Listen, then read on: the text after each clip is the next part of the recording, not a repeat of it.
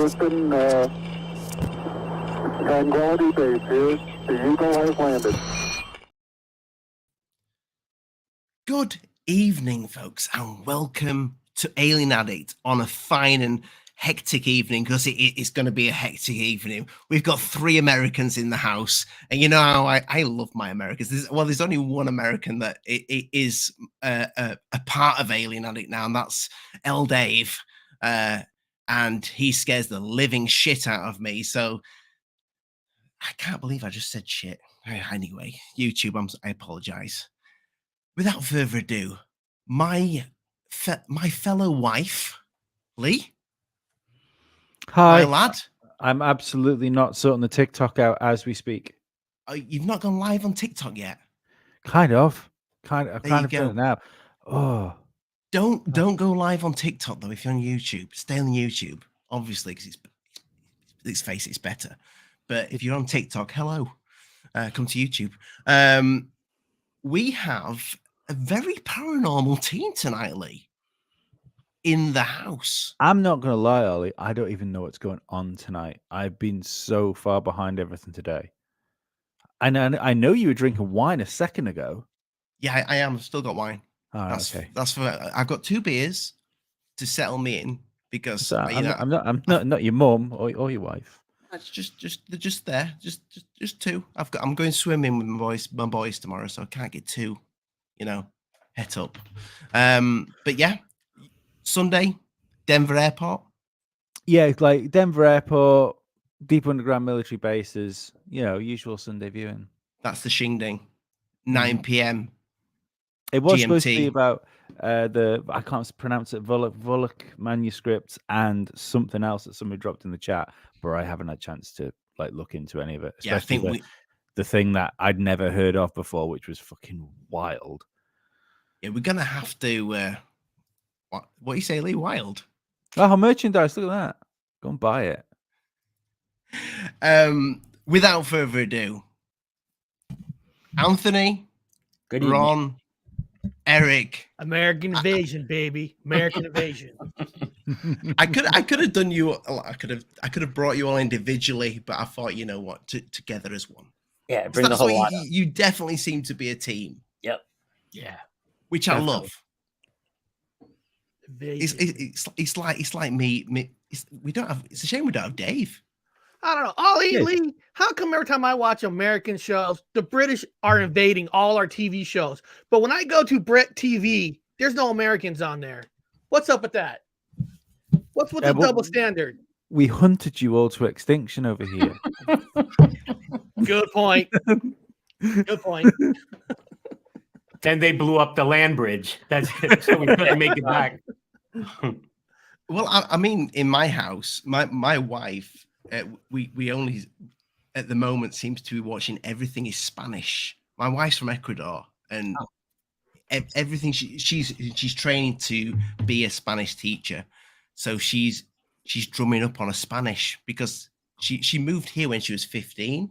So she's like 18 now. That is a joke, YouTube. British sense of humor. Are we still live with it? You can shut us down already. Lee's gonna die. She's so I think how old is my wife now? She's 38. So I thought you said Lee was your wife. I've got 2. Greedy. He's a Mormon. It's legal here. He's a Mormon. You can have 2 wives, okay. But yeah, she hasn't when she moved to England, she kind of just spoke English all the time, and she's kind of the Spanish is not enough English to say get the fuck away from me. Yeah, she lost touch with her native language, so now she can't brush up, so to speak. So everything in our house is Spanish at the moment. So yeah, it's nice to speak to English people. Well, people that speak English. YouTube, I'm not a racist. You know what a funny story about people that moved over places that didn't speak a lot of the language. I know a guy that moved a Russian girl over to the island of Man, and they all got they got engaged and stuff like that. Everyone was happy. It was all good until, because she could only speak little bits of English, until there was a fluent Russian speaker in the same pub that we all happened to be in, and she was horrified to find out that the ring she had was an engagement ring, and promptly split up with him and moved back to Russia. Oh dear. Wow. That hurt. That must have hurt. So, boys, I've been dabbling. I'll be honest with you, Anthony, I've watched your channel for quite some time now. I found Ron and Eric through yourself. You seem to be really gel well together as a team from what I see, and it's kind of what me and Lee do, is talk about paranormal, and aliens and UFOs start to become a part of that. Right. So the main reason I wanted to get you guys on, also because you seem like great guys, but Damn straight. it seems like you have a similar belief that it seems to be all part of the same thing. Aliens, UFO, yeah. and the It could be. paranormal. We're Yeah, open-minded it could to be. it. Yeah. So who wants to start first? Where's your thoughts when it comes to the paranormal meets ufology? Is it can we link it together? I don't know if you can directly link it together. Paranormal, I believe, is one aspect of the unidentified realm of things. So you got ghosts, cryptids, UFOs. So we try to correlate all three into the show because primarily we enjoy it. But the spirit world, the astral world, I think that falls more into the realm of ghosts, near-death experiences, out-of-body experiences, stuff in that niche. And then the UFO realm is the whole otherworldly entity thing. And then, of course, your cryptid realm is your Dogman, Bigfoot, whatever else they got out there, the Wendigo, all those other things. But we like to, hear everybody's stories and study and see the correlation. Some people seem to think that Bigfoot can come in from another planet or be dropped off here on a UFO. That's some people's belief. Some people believe that Bigfoot could also be the missing link or just a cryptid that's alone out in the forest that we haven't discovered yet. Then you get into the UFO realm. As we all know, you can have UFOs that could be from inner Earth, under the water, another solar system, a parallel dimension. And then, your paranormal realm could either be something from another dimension, the spirit world, a religious aspect, but you really can't fit them all into the same box because they're all different, But I mean, people love hearing about all three, so we cover it. That the idea that we just live like in a place of high strangeness. Absolutely. Yeah. Right. If you guys think about it, the word paranormal is not technically just means ghost. It's the beyond the scope of normal scientific understanding. So technically, the word paranormal is UFOs and Bigfoot, things that science can't really explain yet. Right. So I think a lot of people, when you hear paranormal, think, oh, he's just a ghost hunter. No, it's more than that. And I think it's also because a lot of the shows, especially here in America, like almost every other show is named Paranormal something, like on TV, and it's always like got to do with ghosts or something. Right. So that's why people, when they hear paranormal, right away they just think, oh, this is about ghosts, and that's not really what it is, because like Anthony pretty much covered a lot of it right there, and it's the truth. It's all unidentified, basically, is really what it is. And the three of us are just trying to get our finger on the pulse, trying to figure out what's going on more than anything. It's one thing to record strange sightings on camera and whatnot, but it's a whole nother thing when you try to get the data to go behind it. Because both Ron, myself, and Eric, we think that the data that goes along with it is the most important. Because without that, you just have a good video or a good story,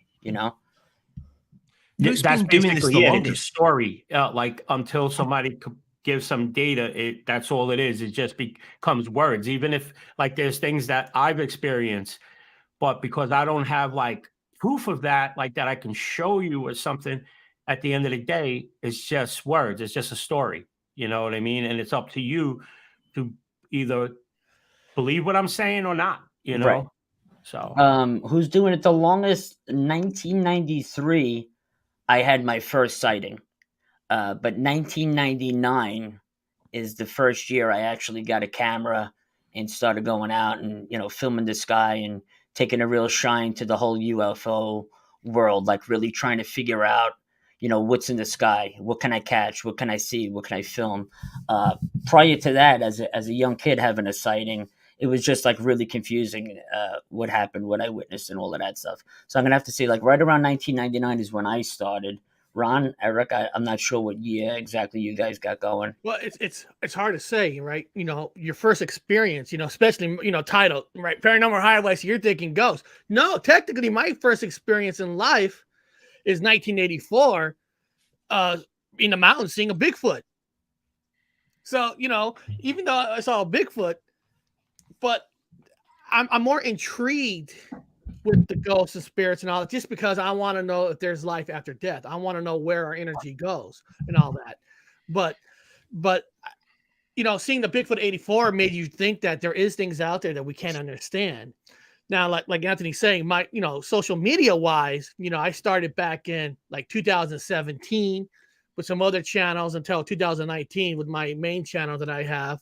That's when I started to talk to other people around the world about their sites, their seeing, their beliefs, as an open-minded type of show. I never wanted to be just talk about one thing. I want to know everything. I mean, don't you? Right. I mean, isn't that what mankind's about? Is to yeah. learn everything as much as you can. Yeah. I do hate that there are some communities that only Bigfoot, nothing else. Yeah, UFOs, right. get that out of here. And there's some people UFOs don't want to hear anything about paranormal. Oh yeah, or ghosts. you mentioned ghosts in on UFO Twitter. You are laughed out of the room. Oh yeah, hard laughed out. Yeah. But people don't It's understand. weird, isn't it? Some of these It is weird. things. If you go on a Bigfoot hunt and you see something in the sky, shouldn't you want to be interested and want to learn? That's unusual. There are a lot of stories during Bigfoot hunts that they've seen a Bigfoot and they've seen lights in the sky at the same time. Now, are they related? They could be. And wouldn't you want to know why they're related? There's a lot of stories out there with relations about UFOs and Bigfoots being seen together.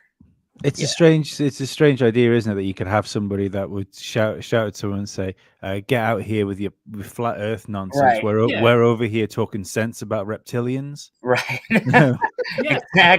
Exactly. And the thing is, if people want to keep it separate, let's say they're Bigfoot, and that's fine if they want to do that, but don't ridicule the next person, Right. Over there. And you just said it. It's like, oh, you're an idiot. You don't have, what proof do you have of that? And they're talking about something that's just coming down, beaming down. And what proof do you have? You know what I mean? So you could go back and forth with people, but it's just the ridicule. And it really is nuts when you see that, especially on that UFO Twitter. It's And like Twitter. I hate more than anything when you got somebody like, I don't know what your thoughts are on Jeremy Corbell or that whole crew, but I hate more than anything when you turn the news on here in the States and, he pops on there like UFO expert. Jeremy's a fan of the channel, I have to say. He That's has all right. he's bought merch. Him and Bob both bought a t-shirt. Good. And sent it to me. Yeah. That's Not all right. photoshopped at all, I promise you. That's right. We work with Jim Goodall. That's Ron's co-host on Cosmic Neighbors, but and he's very good friends with Bob. But when you have somebody going on TV saying, you're a UFO expert, well, my rebuttal to that would be, do you have a UFO parked in your backyard where you can walk on there and you could study it in and out? Like, how are you an expert? Yeah, and what proof do you have? I mean, he goes on TV and he's I think he says amazing stuff. I mean, look at this. I have seen the logs. I have seen the videos. We have attempted shoot downs of UAPs on a regular basis. We're talking as recently as last Friday. Friday, Lee, can I ask you seriously? Do you guys back what they say? Absolutely not. Okay, I want to make sure. I want to make sure because we keep an open mind, and I have no hatred for the bell. Me neither. Or the nap. Me neither. I'm not going to lie. I stopped believing UFOs is the wrong way to put it, but it's the easiest way to put it. Yeah. Or say if you say UFOs as as I thought of them up until maybe 3 years ago, I stopped believing in that idea of these things coming from different planets and stuff like that as soon as it was like a government approved like narrative around it. Well, Yeah. That's good to know, because my uploads next week will go totally against. Here's the thing: if you're going to go on national television and you're going to tell the world that we're having attempted shoot downs of UAPs as early as last week, as late as last week, you got to show some kind of evidence with that, right? Yeah. And not only that, he put up a video. I think you had Tyler Glockner on from Secure Team a while Yes. back, okay? And you guys were talking, and I like Tyler. I like his work. I'm friends with Darcy. We're good friends, and he was talking about the triangular UFOs that were over the naval ship. Well, He called Ron- Jeremy out. yeah, well, we called him out on that too, and we would love to get him on the show to talk about that, because Ron foiled that. And then Ron did a deep dive with the Navy and the Pentagon and the State Department and found out that there was a ship, I don't know how many hundreds of yards outside from the naval vessel, and the Snoopy team was doing a real world exercise. And if you put the volume onto that tape where he showed those triangular craft, you actually hear the Snoopy team saying, remaining proper. What did they say in the video? Yeah, Acting was professional.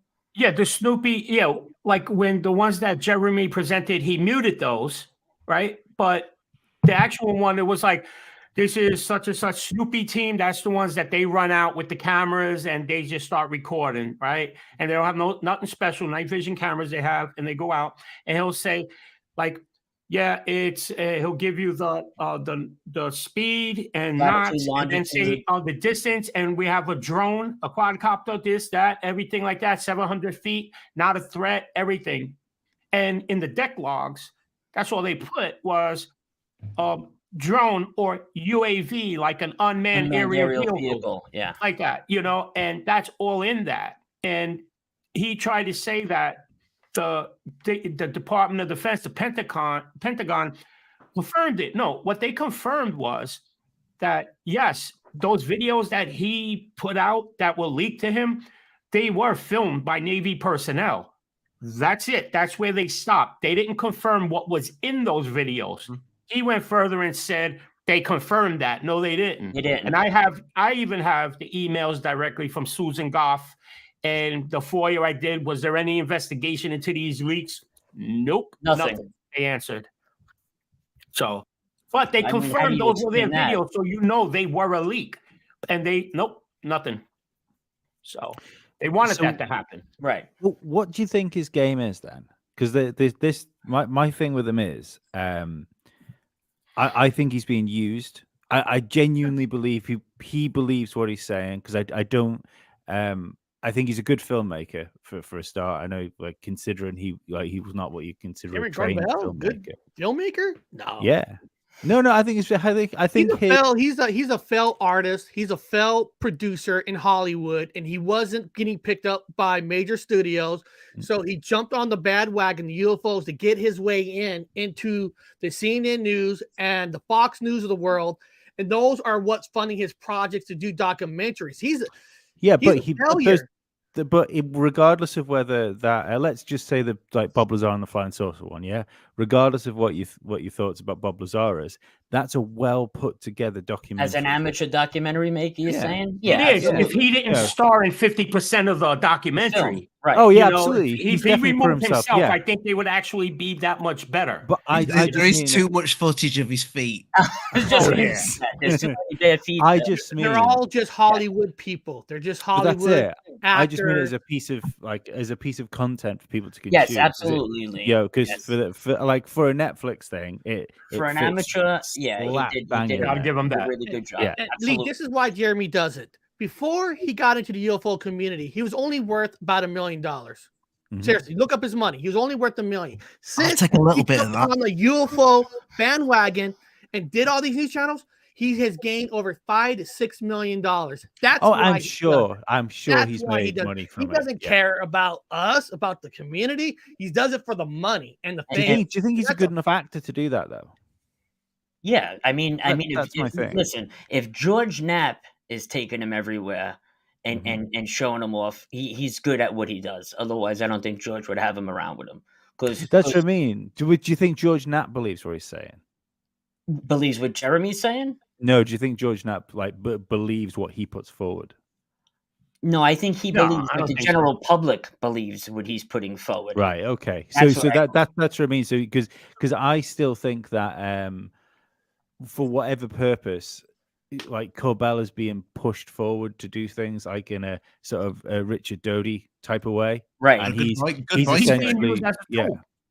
yeah. He's a useful idiot. Yeah, he's a patriot, right? Yeah, Yeah. he's a That's useful it. idiot. And because George Knapp, if you look at it, besides his reporting back then, he became a storyteller. He took his act on the road, and what he would do is tell stories of something he never had witnessed or anything, and just tell it like he knew what was happening. But he was a storyteller. Great. He has a good skill at that. Right. But with Corbell, with the tool part of it is, like when you look at everything, kind of recently kind of brought everything to light. Like, you know, why? Because it made me wonder when I ran that for you while everybody was trying to find out about the crafts, I was trying to find out why wasn't there an investigation into these leaks? And they just kept leaking this stuff out, letting it go out right from the deck where there's officers on the deck. They just allowed that to be leaked. And they knew it. They confirmed that that was legitimate footage that from them. Now, all of a sudden, these spy balloons get noticed by people, and that becomes news. And all of a sudden, it changed from UAP to the news started saying UFOs. Mm-hmm. That's it. UAP just went out the window. Now it became UFOs. Again, they want to hammer home UFOs. It's a distraction. Exactly. It's a distraction. And it's like, here, shiny object. Look at this. Like that. And everybody bites that. And that's why I believe that's my opinion. I'll say it that way. All right. I agree. I can't say, oh, here, I'm going to show you some proof that's why that's just my opinion. Looking at the whole picture is that they allow this stuff because they have activities going on. There's either our adversaries or we're testing things or whatever. And they just say, yeah, go ahead. Let these guys, this guy's going to run out there and say this is something from off world. Sure. Go ahead. Well, I will be honest. Jeremy is an expert at yoga. He is, and karate. He knows how to do right? karate. I'll give him that. Yeah, I think it's jujitsu or something like that. Right? Yeah. The whole UFO community, everybody that's mainstream needs to be whitewashed. We need to get rid of the Nick Popes, the Dolans, the Linda Moulton Howes, the Corey Goods, the David. That whole regime needs to go. It's time for a new class of ufologists to come up and start doing their thing. The old timers should really step down and let the new generation start coming up and have their say now. Because it's all the same BS stories that we've been hearing our entire lives. Don't you guys want to hear some new information? Don't you want to see some new footage? I'm tired about hearing about Roswell for the past 75 years. You know, really. And I'm tired about hearing about TikTok. Yeah, the flying saucers had upgrades. No more this. I want to hear new stuff from new people. And if I have to see Dr. Greer preach his shit one more time, my head's going to explode. He was literally just on the Navy SEAL, Sean Ryan, the Navy SEAL. God bless Sean Ryan. God bless Sean Ryan. Navy SEAL served our country. He had Dr. Greer on. He had the audacity to say he turned down $2 billion from General Stubblebine. Now, how can we go and correlate if that information's even true? General Stubblebine's dead. We can't find out if that's true or false, but nobody in their right mind is going to turn down $2 billion to stop talking about UFOs. Is that the guy who looks like he's going to have a heart attack? Who, Greer? Yeah. Greer's the CE5 guy. Yeah. And remember, this is the same guy that was claiming for years in his documentaries that he briefed President Trump. He briefed this CIA director, and just recently, because he got called out on it by serious sources. Well, I didn't brief them like personally like that. It was like handed down. And that's on video, on record. That's not me just saying that. But that's what he was pitching for years. Right. And what he does is he does a word salad that he comes out with. And basically he's saying the same thing, but using different words. And it turns out always to just be a big ad. That's it. Well, big commercial. I would take $1 million. That documentary, Oh, the one where he's got like the fakest crocodile tears in it at some one Oh my point. god. Like I did that. It's on Musty Audio's YouTube channel because you could do the whole thing of reposting it as long as you didn't make money off it. Right. So I thought it'd be fun to do like a watch long reaction video with me, who believes pretty much everything that comes in front of him, and my friend Susie, who basically doesn't believe in her own shadow. And we got all the way to the end, and she nearly had a stroke when she realized that we sat there for almost 2 hours to watch a fucking advert for his phone app. Yeah, everything he does is, with the Yep. app, the CE5 app. Every single documentary he's ever done is in. He says it over and over and over. I learned one thing with Dr. Greer. He has a script. He says the same script on every show he goes on. There's never any new information. Any documentary he makes, it's all regurgitated. It's the same stuff, but regurgitated different. If you pay attention, it's all the same stuff he says on every single show and every single documentary. There's never any new information. That's what I learned from watching the guy all this time. And if I had to watch him, I hope this guy, man, somebody is close to him. Tell him to buy looser pants. I always watch him. It's like watching somebody with a big hernia or something. Yeah, right. Yeah, Roll like a that. quarters You're in like, his pocket. geez, dude. But Ali Lee, you guys got to tell me, you guys are over there. Are the royal family? Are they really reptilians? I think they're lots of things. I don't know if they're reptilians, but I don't think they're nice people. Yeah. Ask David Icke. I genuinely think they might eat people. I wouldn't be surprised if they're drinking the adrenochrome from people. Oh, he said the A word. Yeah, Hey, it's on about Google Chrome. Yeah. I always heard that the queen was CGI. Every time she did a speech, it was all CGI. So I heard that with curious the if was Pope true. too. They do that with the Pope too. I heard. See, The thing about the sorry, Ollie, That's why she always wore green. They're saying. thinking about the Chrome thing. You guys must know this, don't you? You know you've got the Chrome browser. Do you know what like the graphics like however you would look at like an online like graphics processor that gives you the on-screen display is? Would you like to know what that's called? What? What Adreno? Really? That's like the graphical interface behind Chrome. Wait, say that again. What is it? The What is program is called Adreno. Yeah, how it handles like the graphical presentation of the browser. Really? Adreno. Oh yeah, that's true. That's Wow. 100% true. Yeah, Just that's pretty coincidence, though. Yeah, it's complete coincidence. I've just found this on my desk. I don't have a clue what it is. Your wife will be looking for that right now, Ollie. Oh, Can I play with that? You guys are shot. oh, that's funny. I will just quickly before we move off the Greer thing. I do want to plug I'm going to call him a guest. He's not a guest. He's a bloody good friend. Stu Little is making a documentary on Stephen Greer. He comes on the show often. He's a Scotsman. You won't understand. You won't understand that. You guys won't understand a word. If you can't understand me and Lee properly, you will definitely not understand Stu. Now, that's a joke, Stu. I watched him on your show already. He's great. He's great. Yeah, But he makes documentaries for a living, not UFO ones. But he's doing a documentary on Stephen Greer. It's going to take probably. He's been doing it now for. Is it about coming up 6 months, Lee? Would you say? It must be something like that. It feels like a while. But he's landed his first proper interview, got it done, and that he was with somebody quite high up from who Greer claims to have sent certain fires to. Bill Clinton. It's something to do with the Clintons, yeah. Oh wow!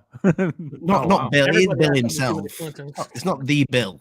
I'd want to ask Bill Clinton a lot more than that. But Question about islands. Don't even go there. They'll shut us right down. You go there. Oh yeah. Where would you recommend? But yeah, stay tuned for that, people, because that will be an exclusive on Alien Addict. Awesome. And that is gonna be a full Greer documentary on. I think a bit Greer's life it's not going to be it's not a full on hate thing. It's going to be purely factual. That's what we need. That's what And, people need to see. He has a friend that was started off co-hosting with Jim Goodall and myself, but he hangs out on our channels at times. He's a good friend, but Michael Schrader. Yeah. Greer just hired him months ago. That's who Third Phase works with, isn't it, Michael? Well, Third Phase, yeah, if you want to call it that, works with it. See, Michael's a really good guy like that. Like, he seems like a lovely this fella. guy is. You could I call just Michael always Ali hope and that his he'll reputation doesn't suffer from. I hope people don't associate him with Third Phase or this Greer and all that, because No way, Blake. they because Michael's a really good guy, but Yes. Greer just hired him, and for his talent, though, not to. Yeah, and for his information, because let me tell you, I've seen Michael's binders when I was doing my dioramas, and he has like about 300 of these binders, and I'm not kidding, that are probably around 18 inches thick, like that. This man does research, information and research, Michael, and that's what they use him for. Because he's when it comes to the best, Michael is the best when it comes to the research. He's got. I'm confused. Everything. What would Third Phase of Moon do with legitimate research? Good question.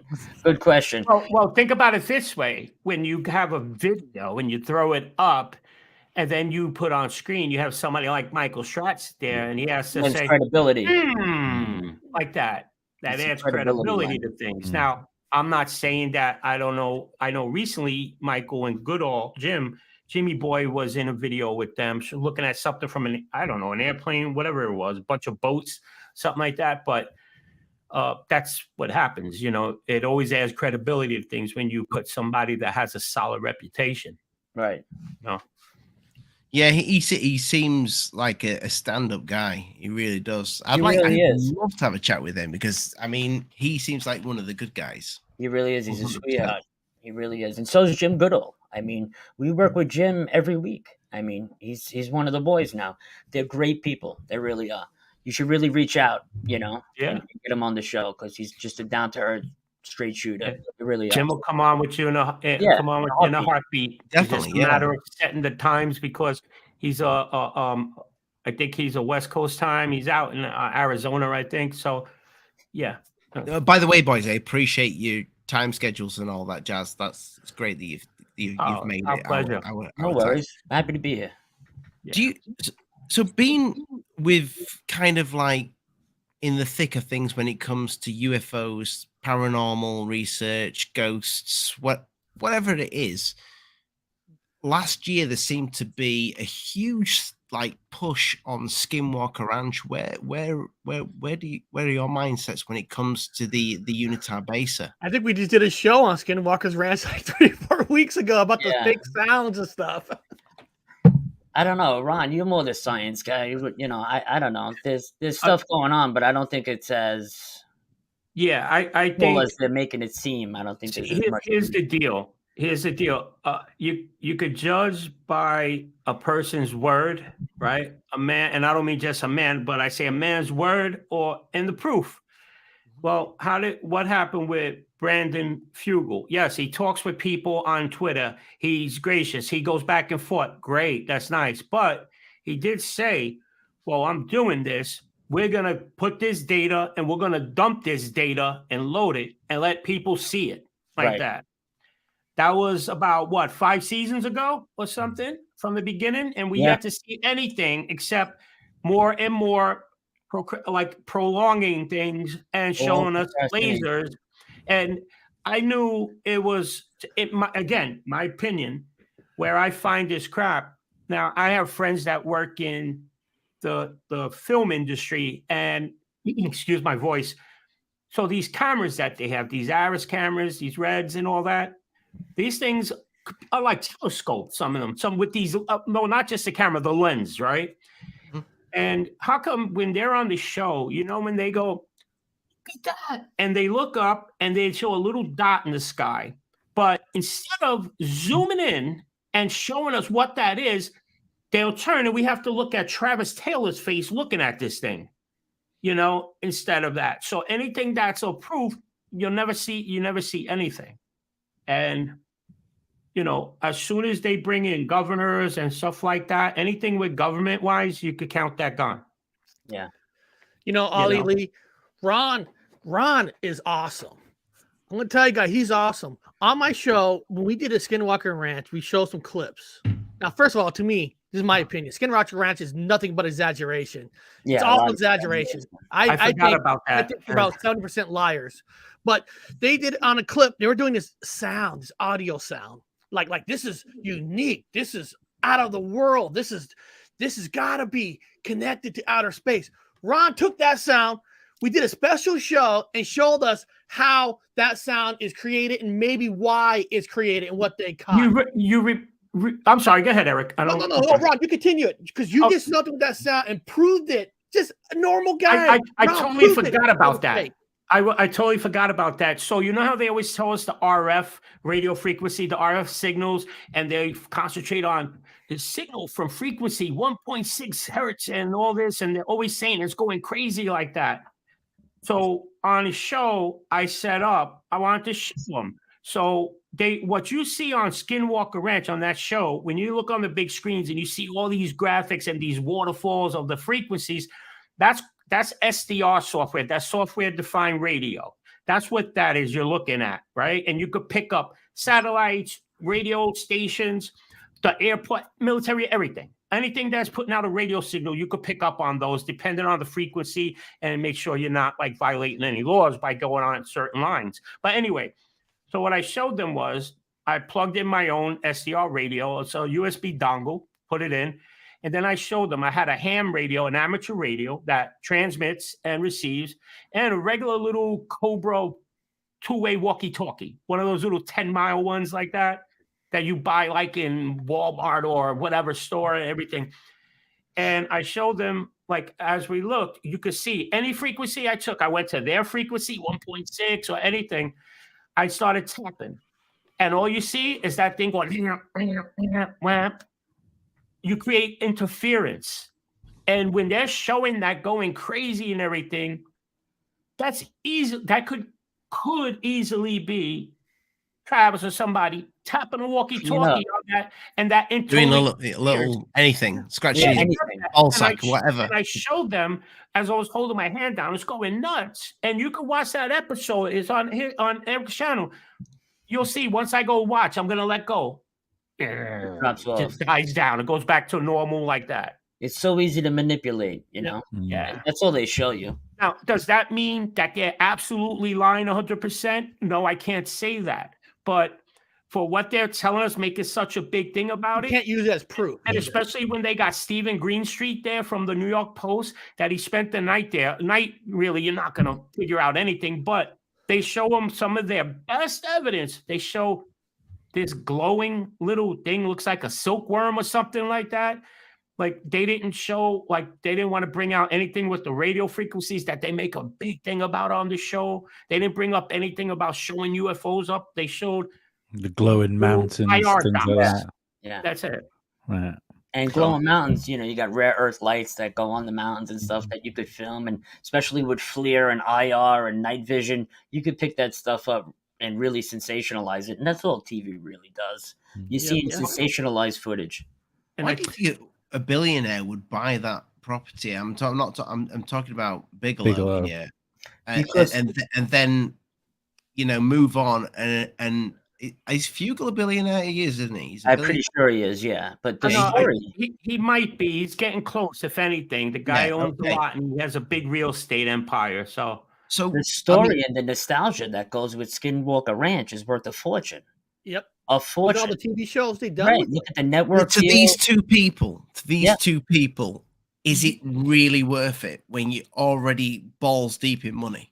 No, but here's the thing. See, with Bigelow, right? Now, Bigelow is different. It turns out that Fugel knows Bigelow. They were friends or whatever. But before that, Bigelow was always dealing with government contracts, government issues like that. They believe that, again, they always say this and that, right? But that he was, instead of just using that and trying to find stuff out, using that for military experiments there.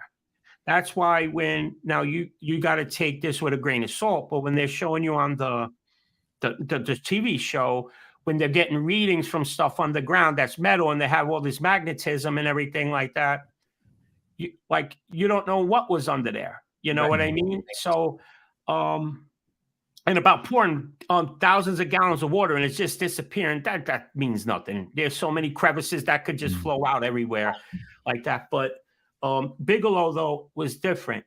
And Bigelow sold after, when he was building those, Anthony knows the name of them, those, I call them the cubes, that they were going to send up the space things. I was supposed to connect to like the ISS. Oh, the CubeSats? Yeah, there was. Oh, yeah, I've seen those. Yeah. Yeah. So those things. And then something happened and that went south.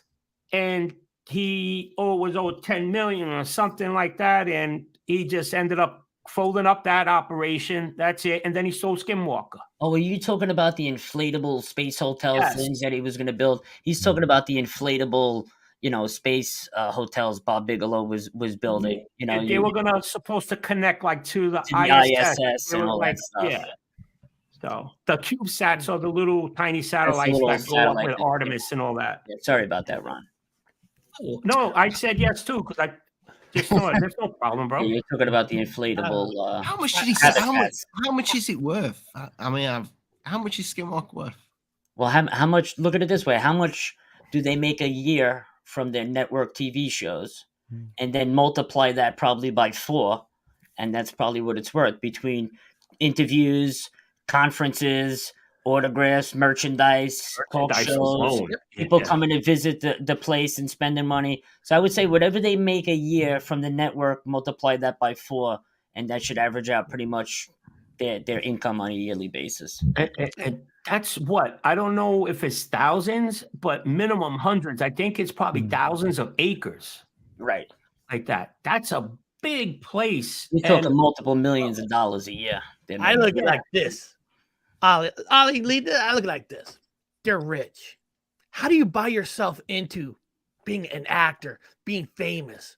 You know how you do it? You buy a place. Exactly. You put it on a network. I can see that being what Fugel's yourself done. into fame.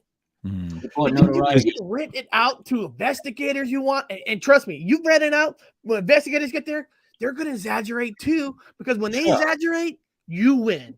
That's right. They all win. Do you think Bigelow believed it when he bought it? Because I think that's the thing. He's a businessman. He's smart. Yeah, he knows when they buy something like that much money, they know what they're getting. They know what it is. They're not stupid. But do you not think he legitimized it though? Like the idea that I think Bigelow truly, because his wife's death and everything, I truly believe he's trying to figure out about life after death. I think that's his true mission. His that's wife what he's away. Yeah. Right. And that's what he's truly after. So I don't think he just bought Skinwalker just as a because he could, or was just military. I think he actually thought from some stories that came out of there that he would find out some information too. And I think after 20 years of owning it, that's it. With a couple of deals that went down, and then whatever he did find or didn't find. And I just looked it up. It's 512 acres. Wow. Jesus.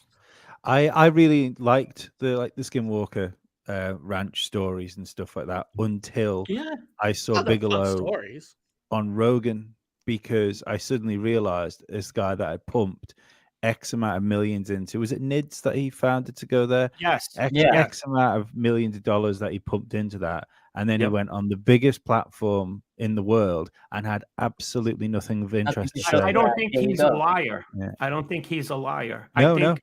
Yeah, I believe him to the sense of his, like, maybe there are parts of it that he was doing that obviously can't speak about, but I truly believe he believes. And if we want to say paranormal, like the life after death, I think a lot of the stuff, because that was perfectly like, why would he have to go on there and just open himself up to ridicule? Right. You know what I mean? So who knows?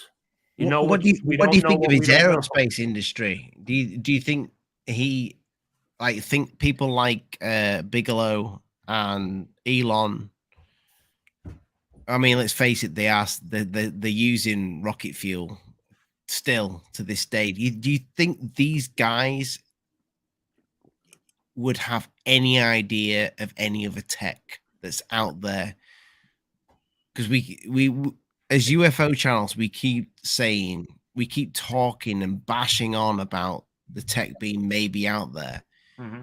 But surely these guys would know something. They wouldn't invest so much money in solid state rockets. I look at it like this. I mean, gas, oil, fuel. If you come in with another element that can wipe all of that off the map, millions of jobs are going to be lost. So I think that's why these things they don't bring them in. That's gas why they buy them and show them. Right. You know? Gas companies, oil companies, they all pay not to make that stuff come out. It's very plausible that How many jobs could be gained through space travel? Think about this. Go ahead, Ant. Finish. No. I was going to say, if you shut down the oil industry, you shut down the gas industries. Let's say one of these extraterrestrial crafts get reverse engineered. It only takes, let's say, I'm just speculating, bullshit. It take a battery the size of your car battery to run the whole eastern seaboard, let's say, with extraterrestrial technology, right? That's going to be cheap to use. You know what I mean? You're not going to need gas companies no more. You're not going to need oil companies no more. You're not going to need any of that anymore. They're going to fight to the death to keep that off. Same thing when they try to do the hydro car. The guy tried to make the hydro car, and then he went out to dinner with these government. Make the water engine. Yeah, and next thing you know, he grabbed his throat. He died. He said, "Oh, they poisoned me," and he died. It seems like all those things get shelved. Ron picked up a story with this 13-year-old girl or whatever. Yeah. She created a device that'll charge your cell phone in like 30 seconds. 30 seconds from 0 to 100%. I found it in the New York without blowing the battery. No. She was 12 years old, right? They had this sign. That's what I was going to bring up, Ant. When you were talking, that's what I was going to bring up. 12 years old. She's in a basement somewhere watching Wizard of Oz as we speak. It wasn't Greta Thunberg, was it? Yeah, right. No, look what happened. So to 12 years old, they had some kind of a thing going with schools, that a science thing you could win a grant and everything. So she won. She was 12 years old. She came up with this thing to wirelessly charge that could wirelessly charge your cell phone and other things, but they use a cell phone from 0% the battery to 100% full in 30 seconds. And she won a $50,000 grant, something, I don't know, with a scholarship or whatever.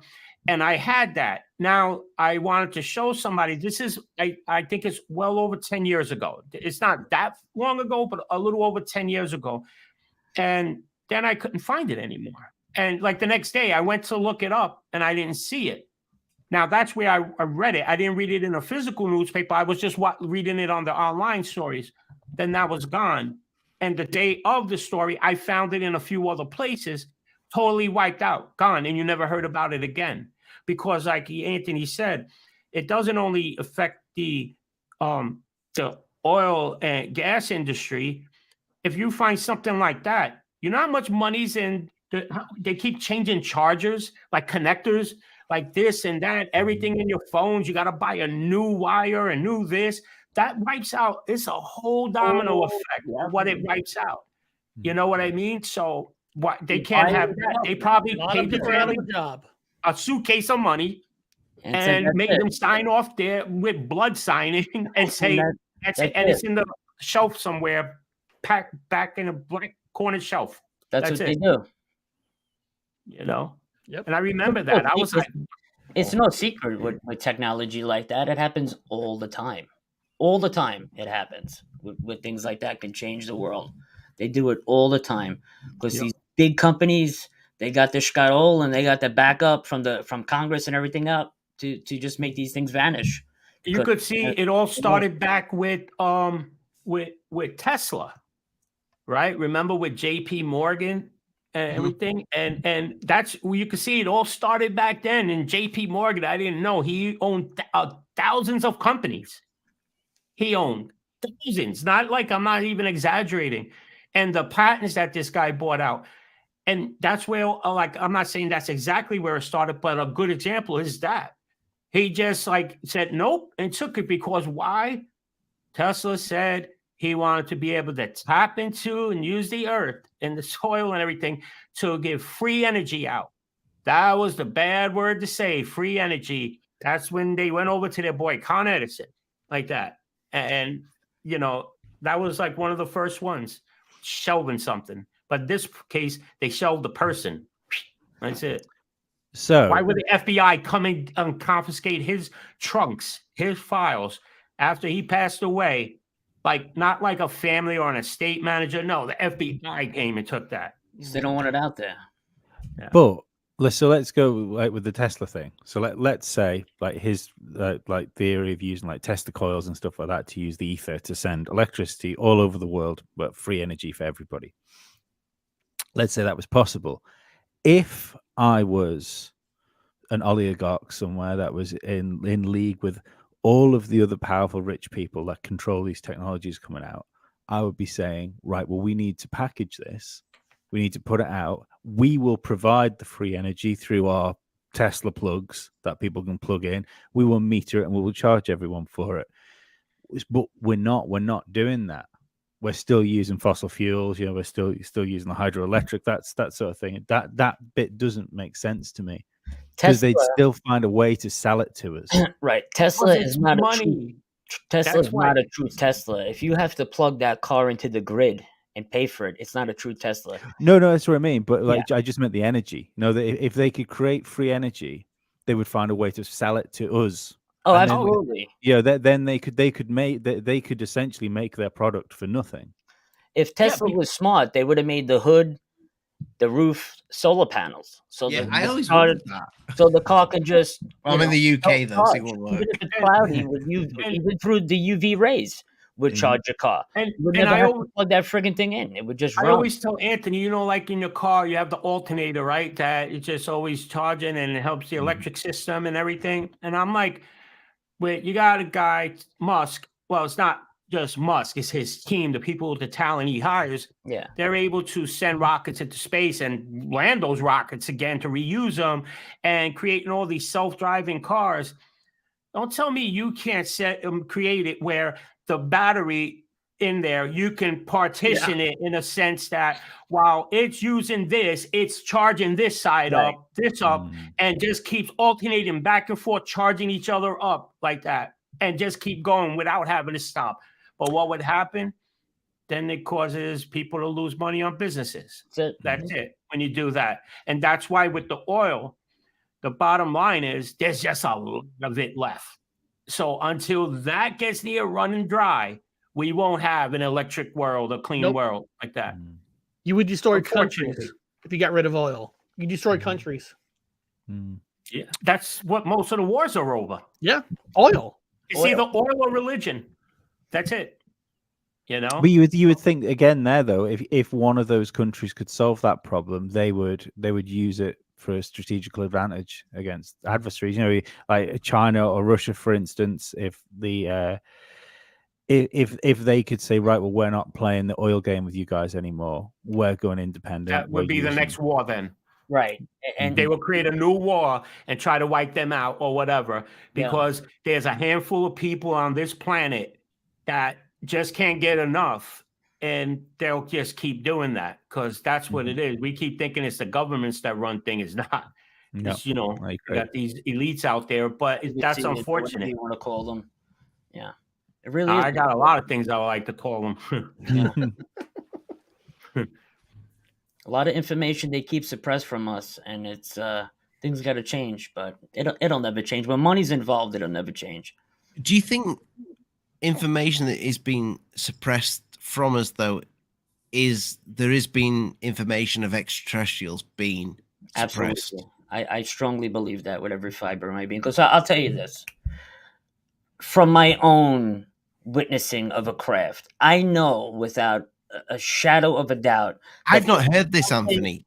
Okay. What did you see? So as crazy, I love hearing UFOs. As crazy as this is going to sound, but when I was 13 years old, I used to do junior motocross. Where I live on Staten Island, we have 130 acres of wetland.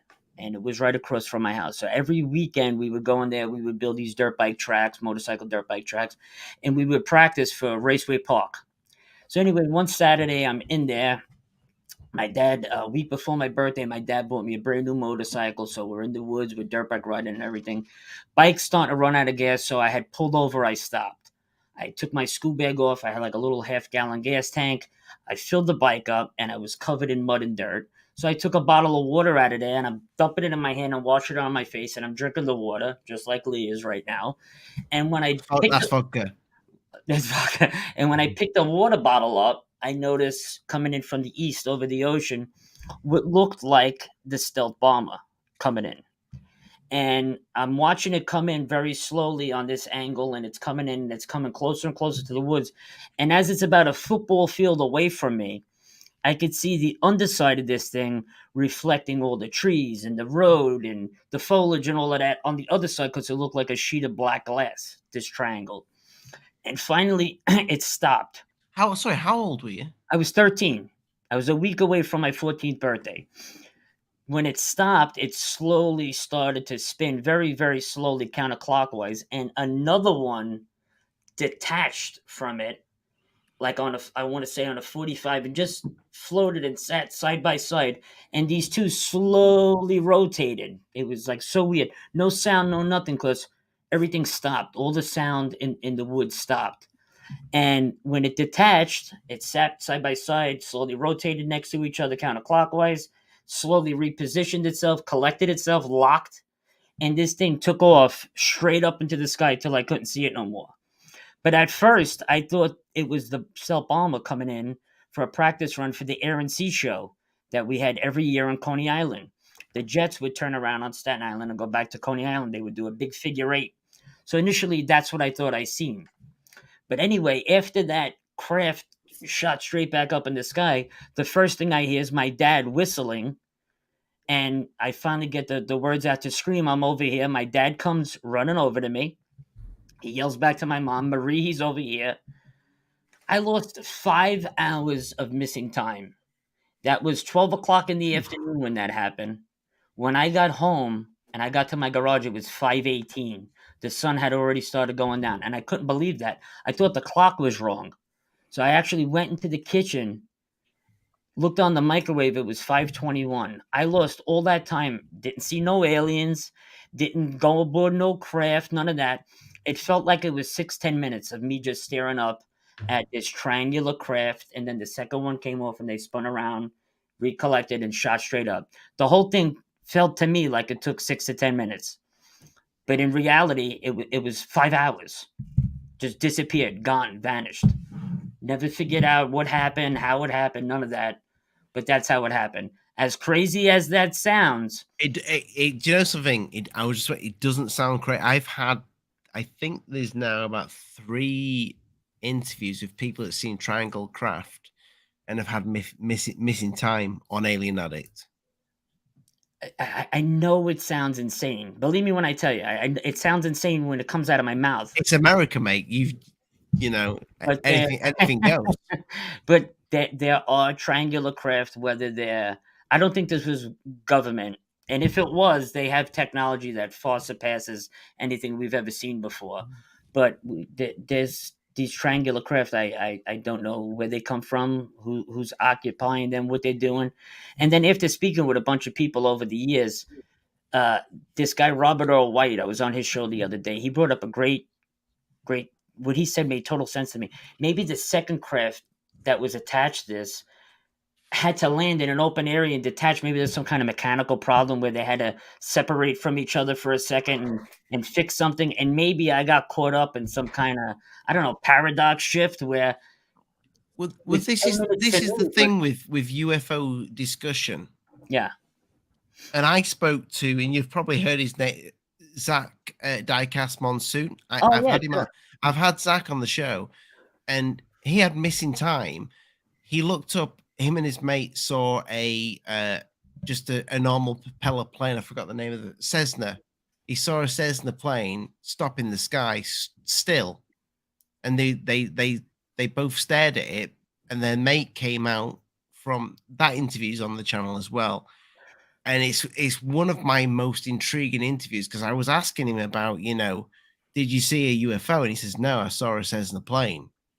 And he had literally, his mate came out from band practice and he's like, what you do? Right, where are we going next? He's like, what are you doing? Are you not going to, I finished. And he'd been in band practice for about an hour. And they had only just arrived, and they'd wait. They walked in with their mate walked in. They stayed outside out of smoke and what have you. Two mates saw this thing, but the other mate didn't see an airplane. He didn't see a Cessna. He saw a light in the sky. How about this? My parents were in the woods with people looking for me. They actually called the cops because I was missing all that time. Now, my parents in the woods, there was about 12 of us dirt bike riding. Nobody, and I mean nobody that I've spoken to in the past 25 years. You've had your parents on as well, haven't you, on the show? The other night they were on. Everybody I've spoken to, nobody has seen that craft. Nobody saw that craft in the woods that day. I seen it. Now, I don't know. I know I didn't have a nervous breakdown at 13 years old. I know I didn't have a psychotic episode at 13 years old.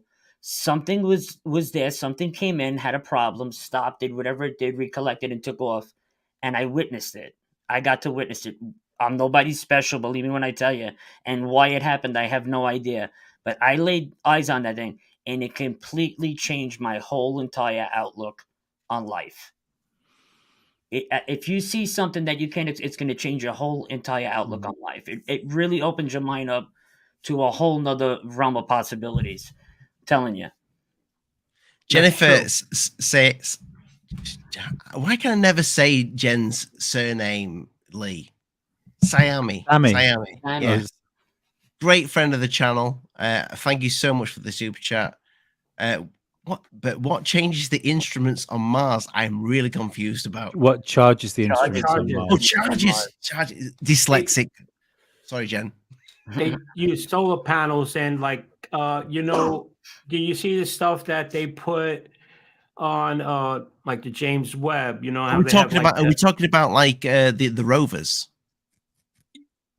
I guess that's probably what would be the only instrument I would know of. Yeah, on Mars, you know? Yeah, that's it's all basically solar powered. I mean, they have batteries, but they just get charged up with that. And some of them have the instruments that have that is such a solar good sail, point. but it's not an actual sail, but it has that same material that they use like on the James Webb to deflect the sun and everything, or absorb the heat and everything. And it's basically solar.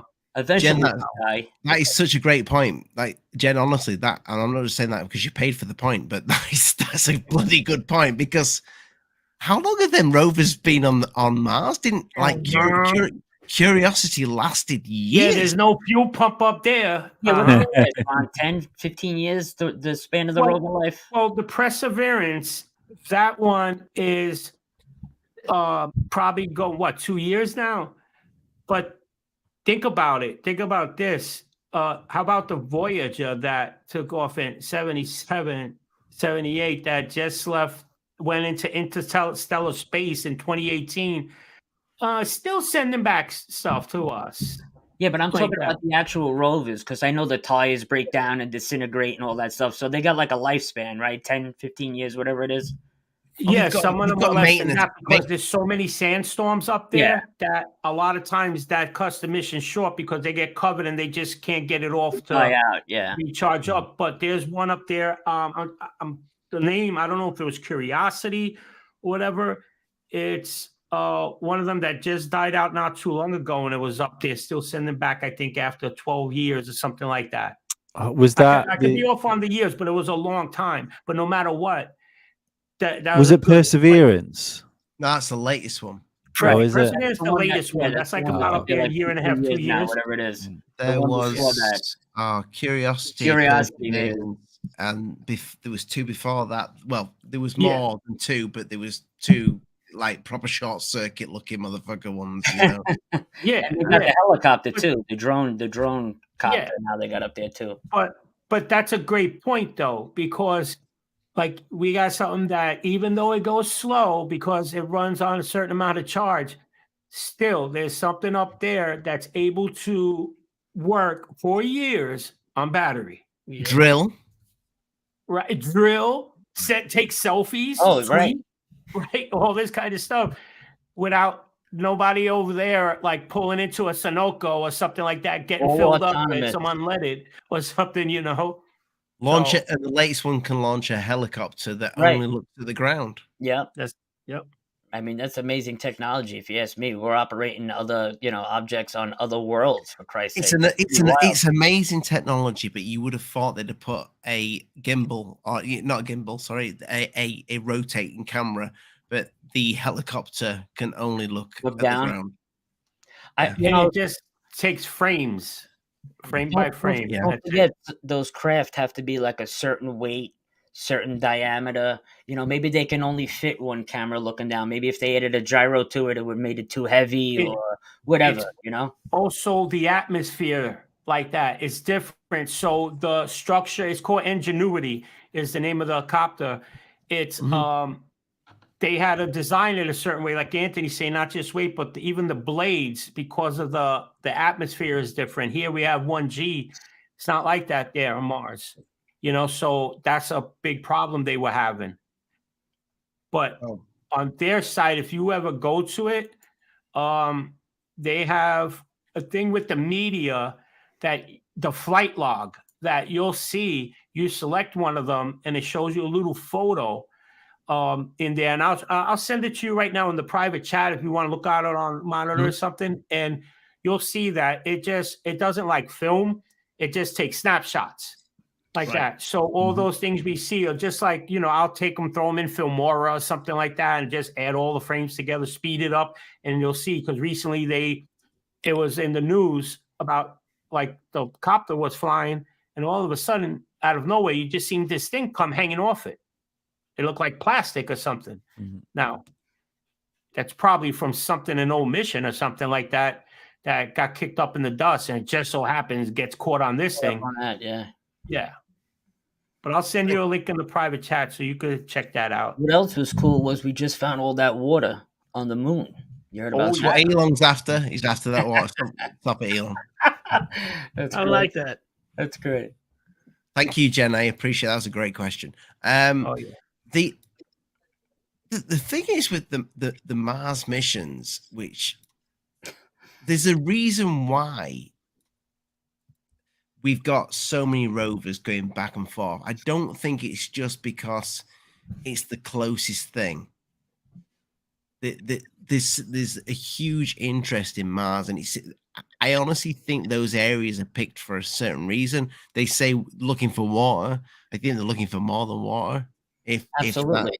If they're going in the first place, because Lee's a little bit like I think you're gonna blame me for you being a flat earther again, aren't you, Ollie? I am. You always do this. You always try and deflect the fact that you're flat curious through me. I'm not a flat earth. I just love watching flat earth videos.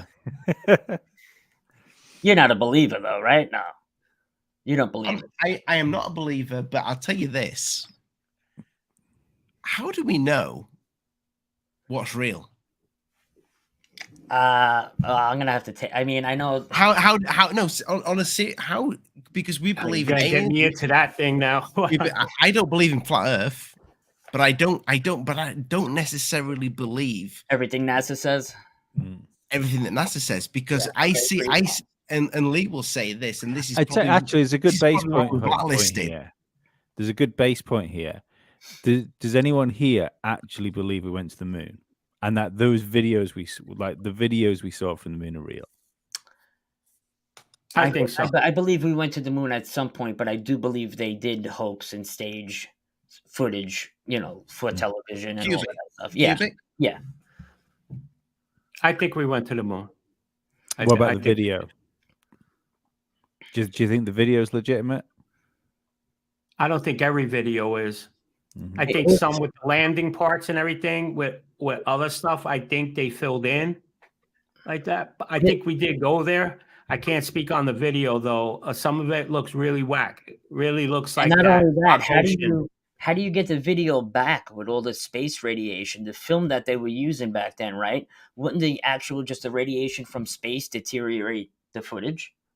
Yeah. Well, and remember, they were also beaming it back. They were doing stuff live. Yeah, but when you beam stuff back using technology from back then, I mean, it wasn't that clear They were footage. using radio signals, Show it though. to us, though.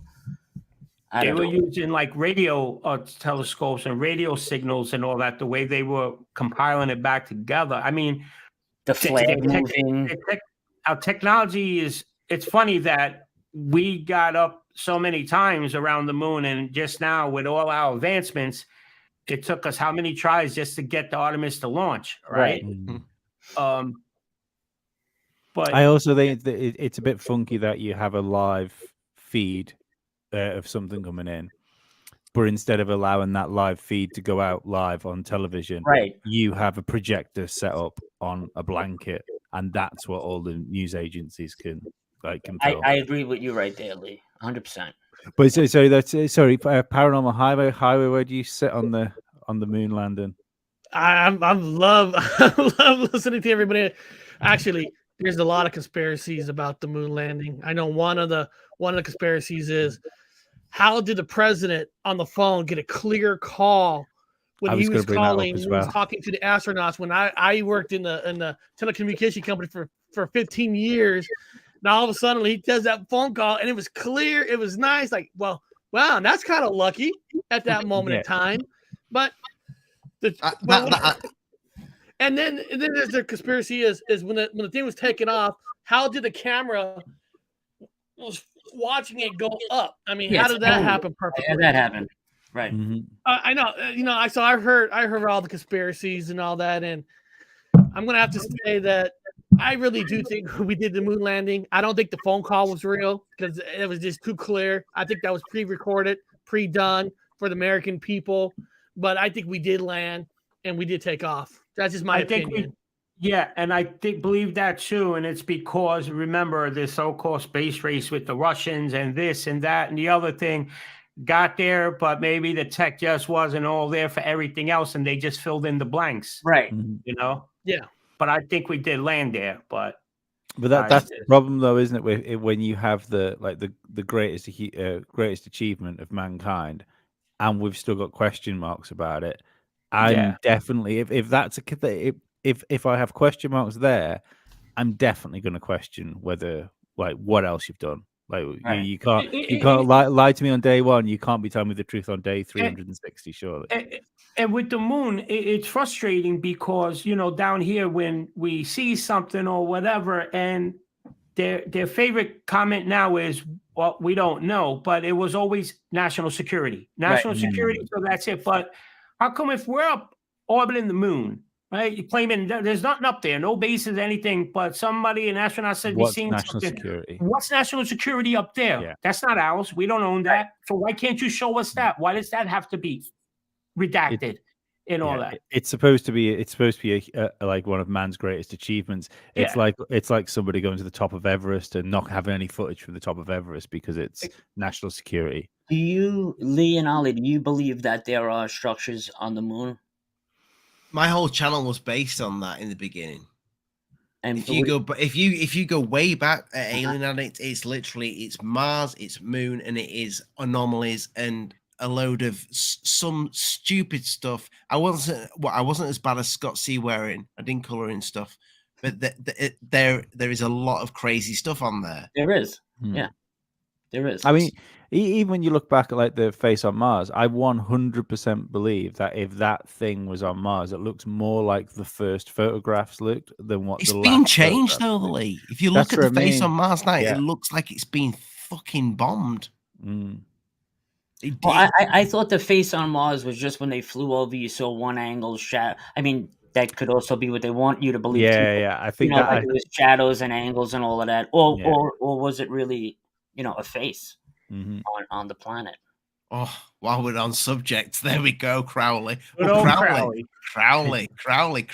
Boy, you've just what a donation.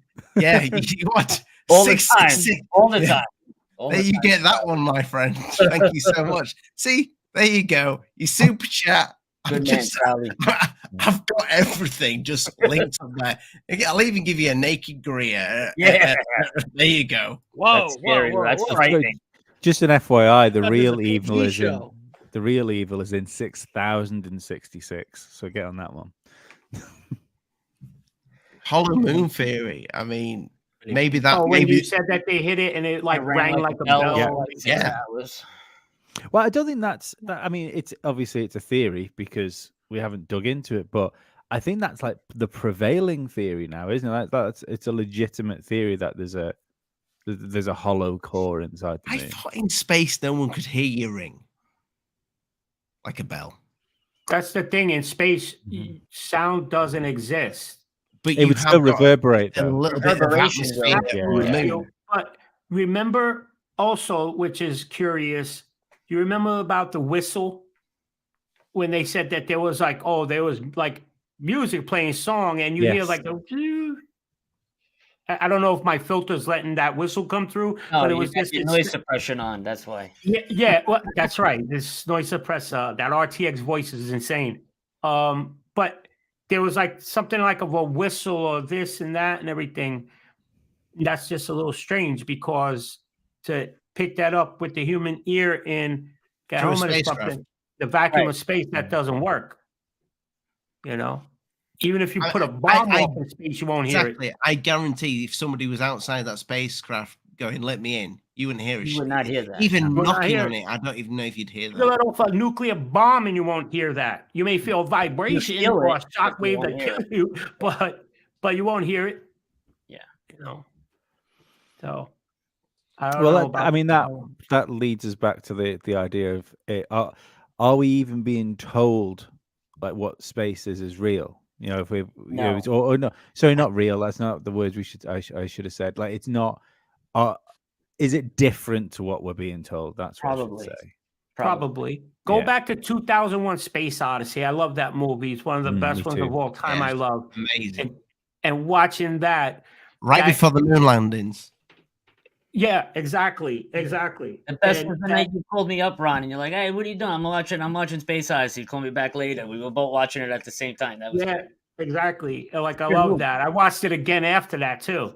Yeah. Because there's some parts of it that I'll confuse tell you me. something really interesting to watch. Watch that, then watch the moon landing, then watch The Shining.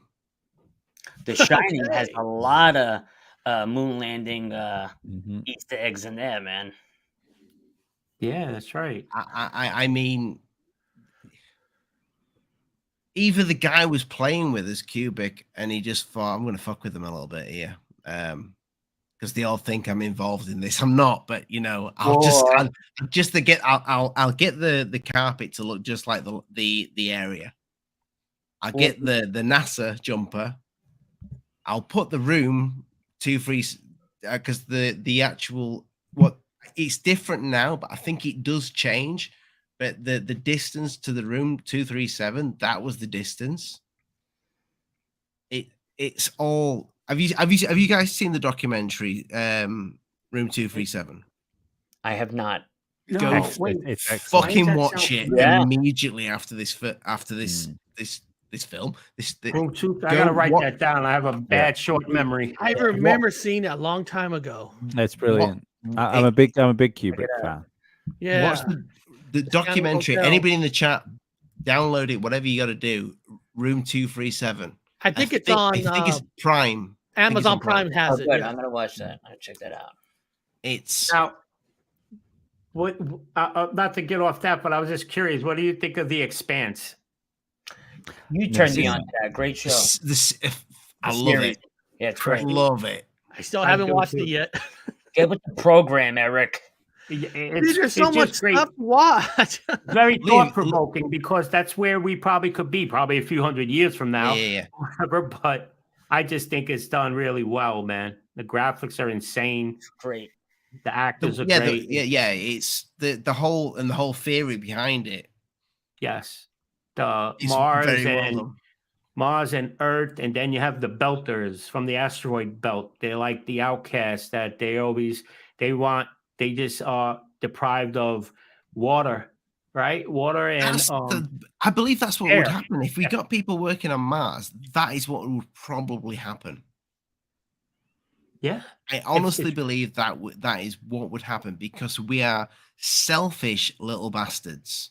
Yeah. That's what we are. There is no doubt in my mind that if we went to another planet to mine not earth minerals, but rare minerals that we need back on Earth, we would be building new slave colonies. Oh, without a doubt. Yeah. Without a doubt. Because the elites ought to be the ones financing stuff. Mm-hmm. And need they to have be reaping something the back profit. for it. Wait till they go to Asteroid Psych. They put that off for now. But Asteroid Psych, With all the gold? it's probably they say they're thinking it could be about half made of gold, half of it.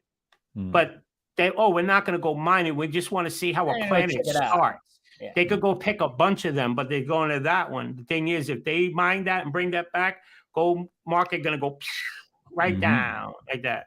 It won't exist. Have you gentlemen checked out the show called Night Sky yet with J.K. Rowling? No. You know, I watched the first episode. Never got back into it. Biggest fan, so he. Okay, so this show, it's an J.K. Rowling, as in the Harry Potter.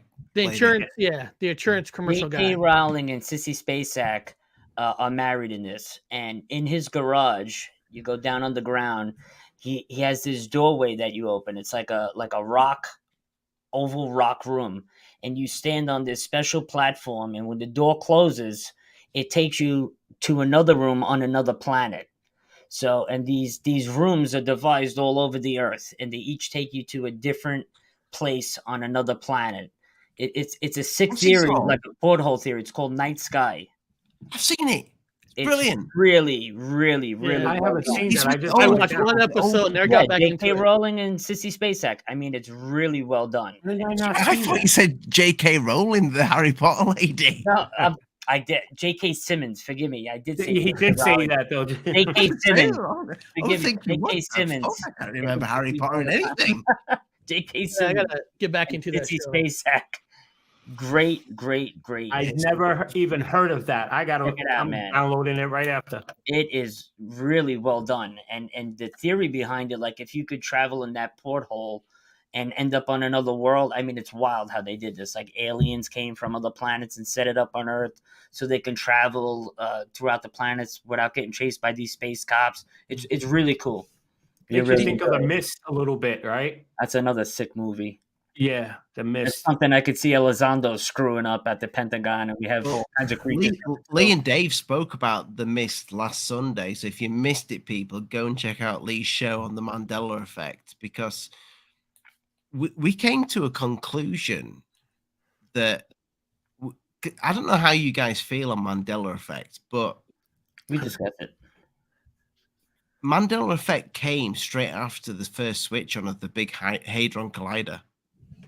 That's when it came a thing. It wasn't straight after. It was a couple of years after, I think. No, about 6 months after, Lee. Honestly, the first one was about 6 months after the first Hadron Collider. I thought it was 2006. The first, Maybe I'm wrong.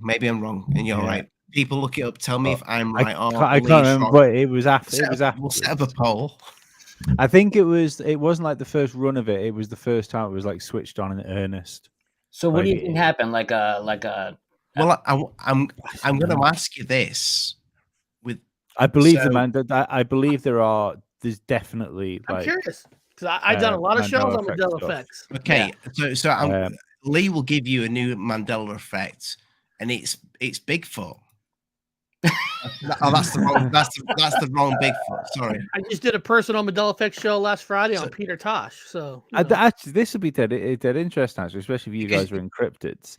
Yeah, you're into cryptids. So Lee, don't blow it. Just ask the questions. Hold on. Are you guys Mandela effect believers? Before I bring Bigfoot, my wire's messing up. I'm touching my wire. Let's have a little experiment here. How can we word it? The classic video of Bigfoot where he's like walking across the river. Oh, you're talking about the breath? Now it does. But we can all we've all kind of agreed to it already. He was walking across the river, yeah. Yeah. And now it's a female. Yeah. Yes. Yeah. Right. Yeah. That's wild. I never remembered. I would have remembered tits that big. Yeah, I would have already made fun of it. Yeah, I don't remember it like that. I've seen it recently like this, but no, the first time I've seen the footage, I do not remember it having. Did you ever think it was female? Did you ever think No. distinctively this is female? No, I didn't. But could that be because in your Memory? mind you always thought Bigfoot as male? No, I don't know, because if you watch it I mean, back, the breasts are- but it's the called thing. Bigfoot. At some point, somebody would have called it big tits. That Yeah, would no. have happened. Yeah. This is true. It's the internet. Now, Ollie Lee, are you guys huge into Mandela effects by any chance? I all. dabble. I dabble. Are you going to show me something I've never seen? No, I'm just saying. I'm starting my second season cartoon series. The first episode's coming out April 12th. But the second episode is called Mandela Effect of Madness. I'm in. And I'm just going to say I got some crazy Mandela effects in the second episode cartoon.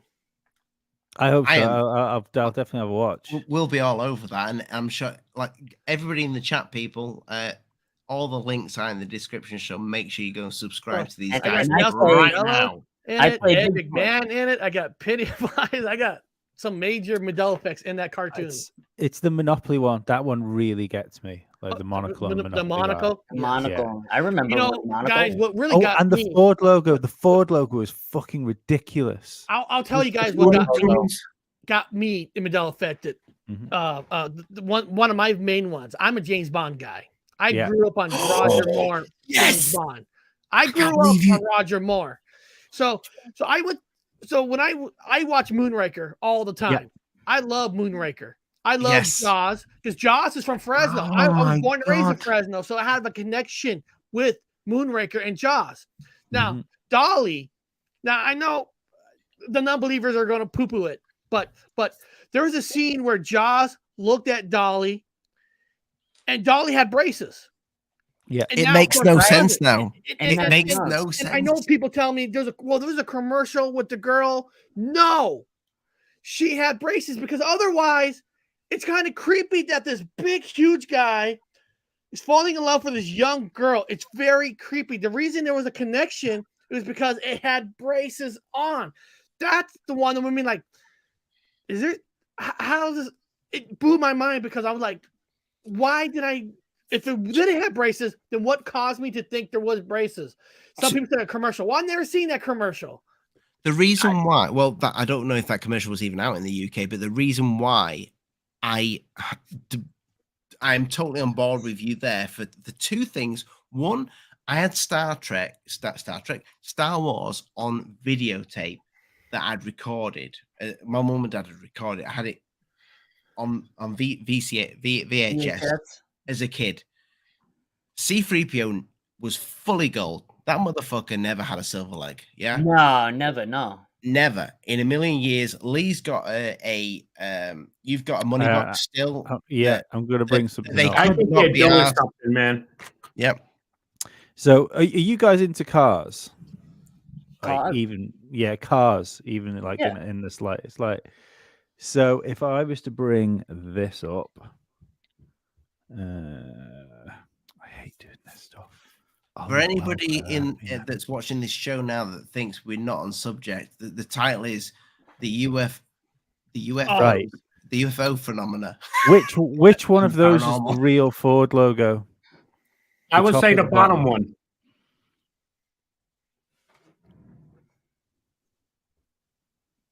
The top with the curl. No. Interesting. Eric. Eric, which one? So he's playing the game. Yep. The I remember the top one. See, Ollie. Bottom. See, I remember the bottom as well. And you've said the top one, yeah.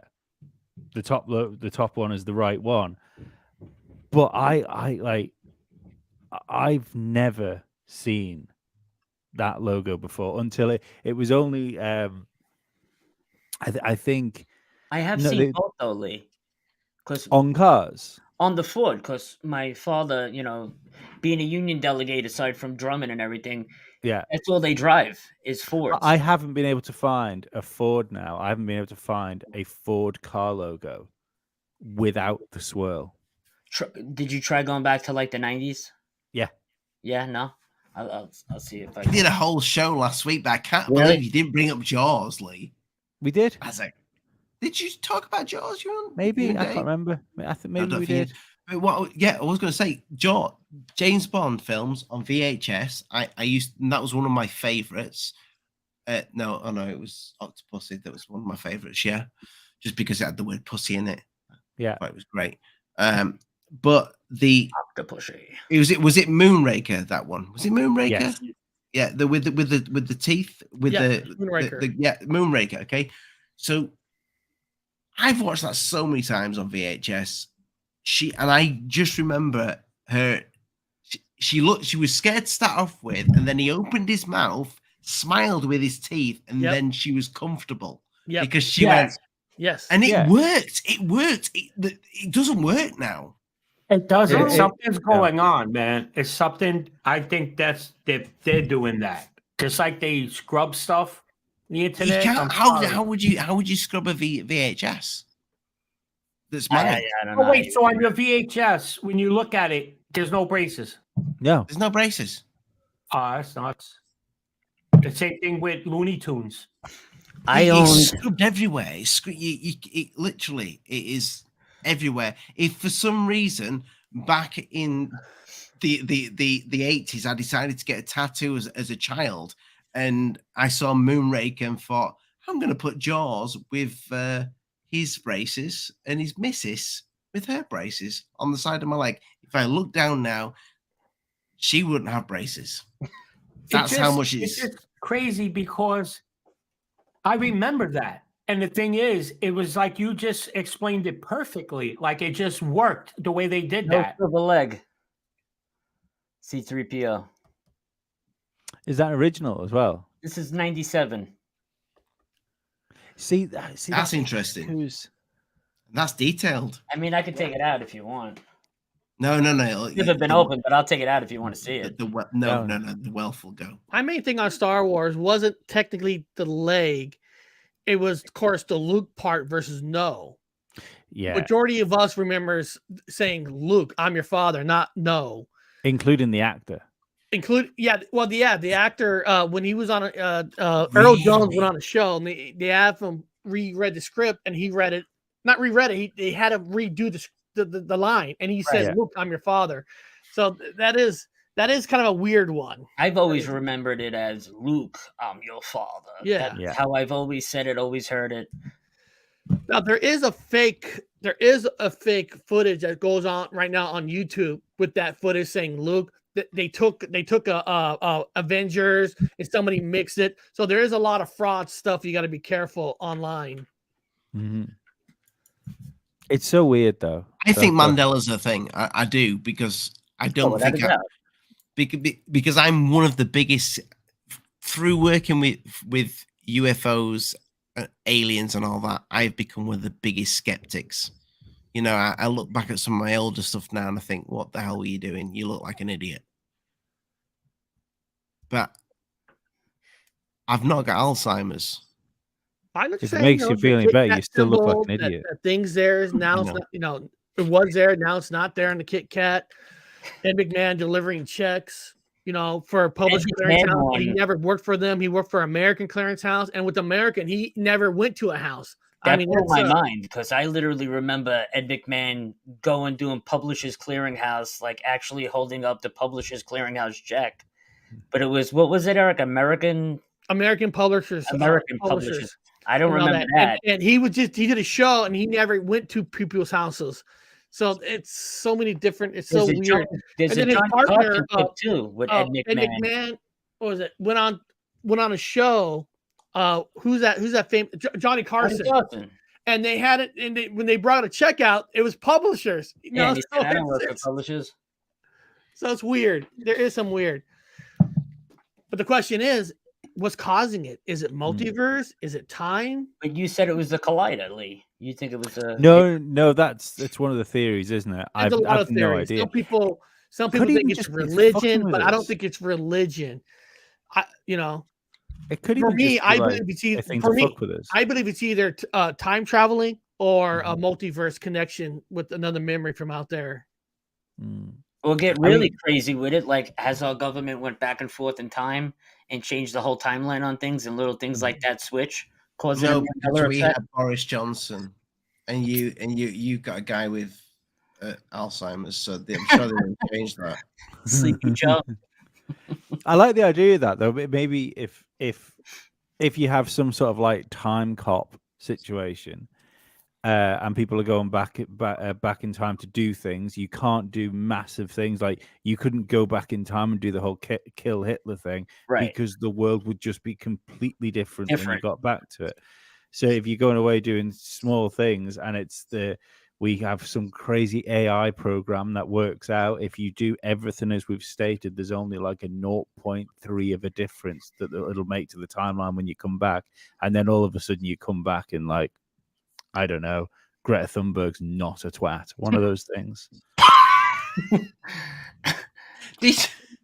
While we're on Hitler, do you think that, because your guy Von Braun,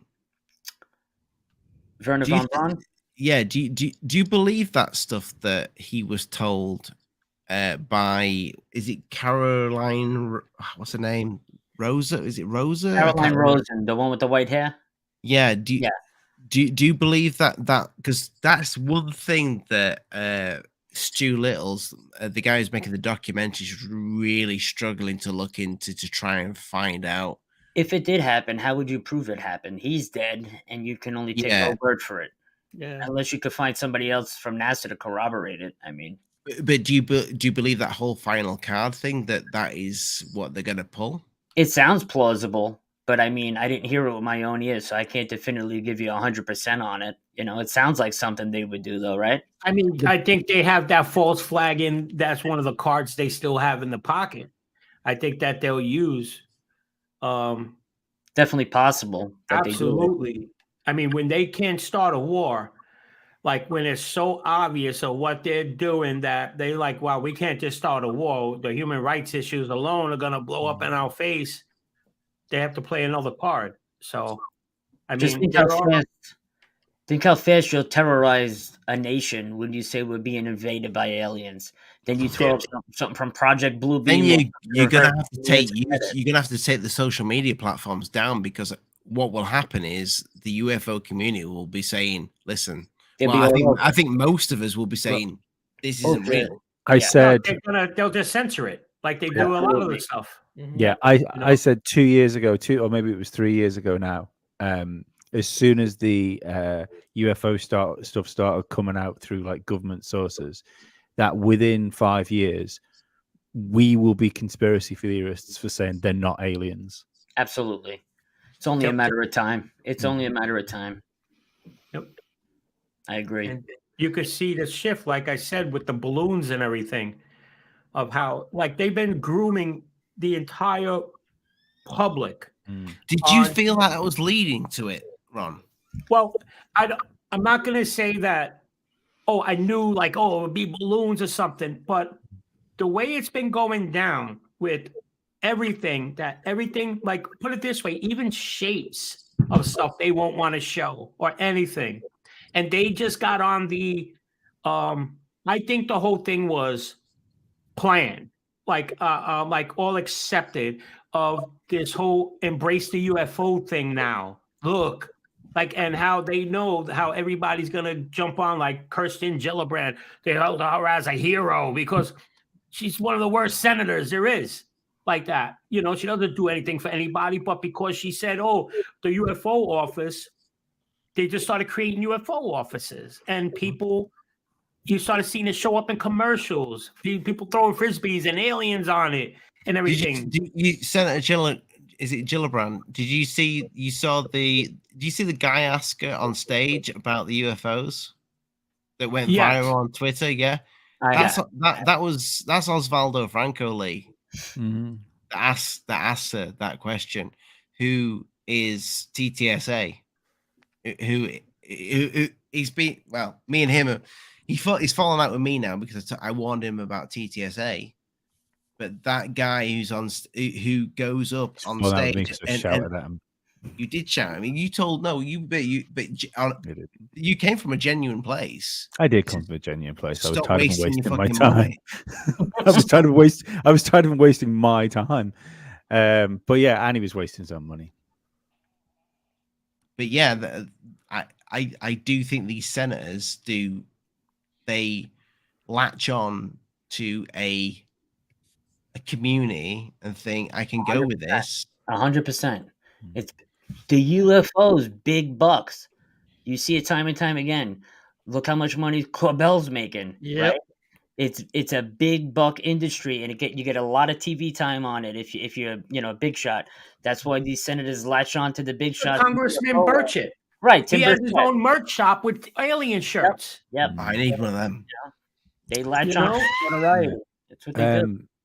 A conspiracy theory in general, I think, is probably more powerful than the people.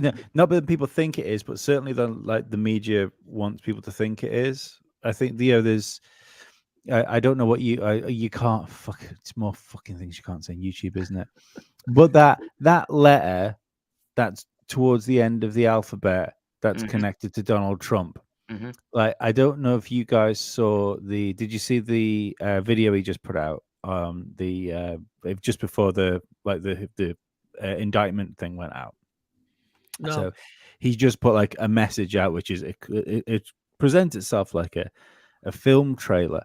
I'm gonna get another glass of wine while he destroys the channel. I can't remember what just let me check this so I know what I'm talking about, because it's a 4-second thing I have to check.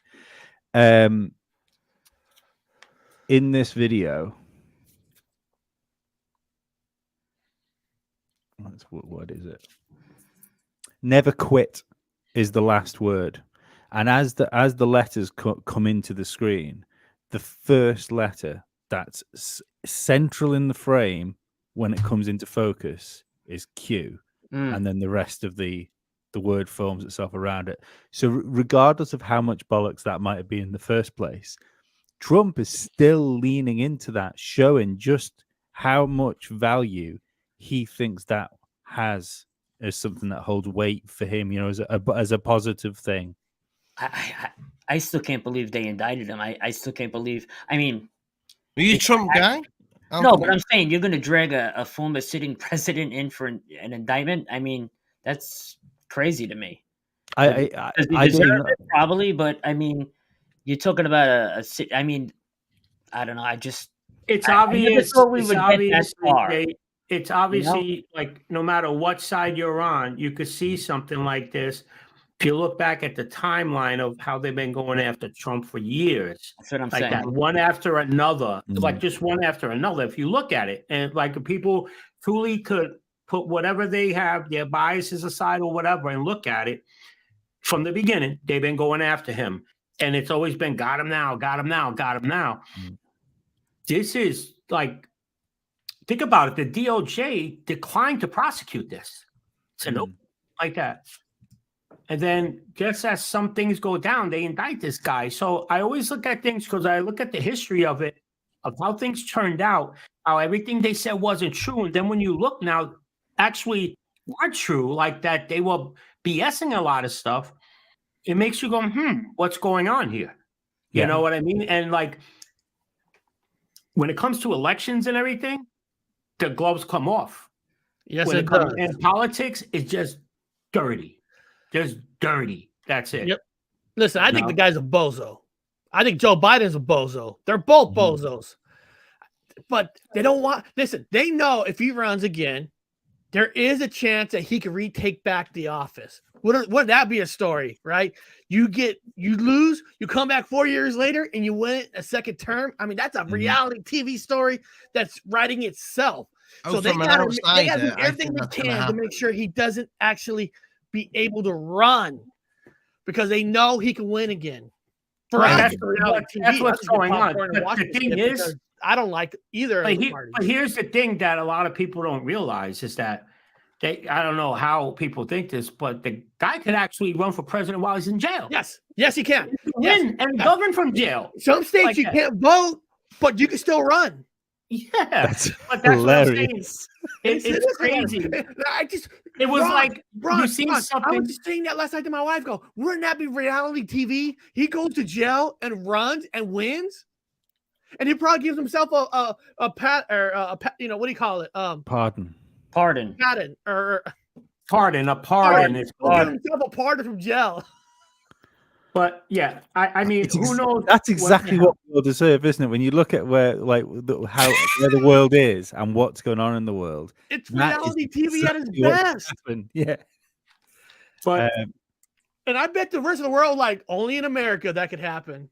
I'm like, no. Listen, you had a guy in Canada, their prime minister did crack. Drugs. I mean, anything's possible. So even in Canada, the guy and that prime minister even admitted that he smoked crack. I mean, this is a crazy world. Yeah. You gotta love it, right? You gotta love it.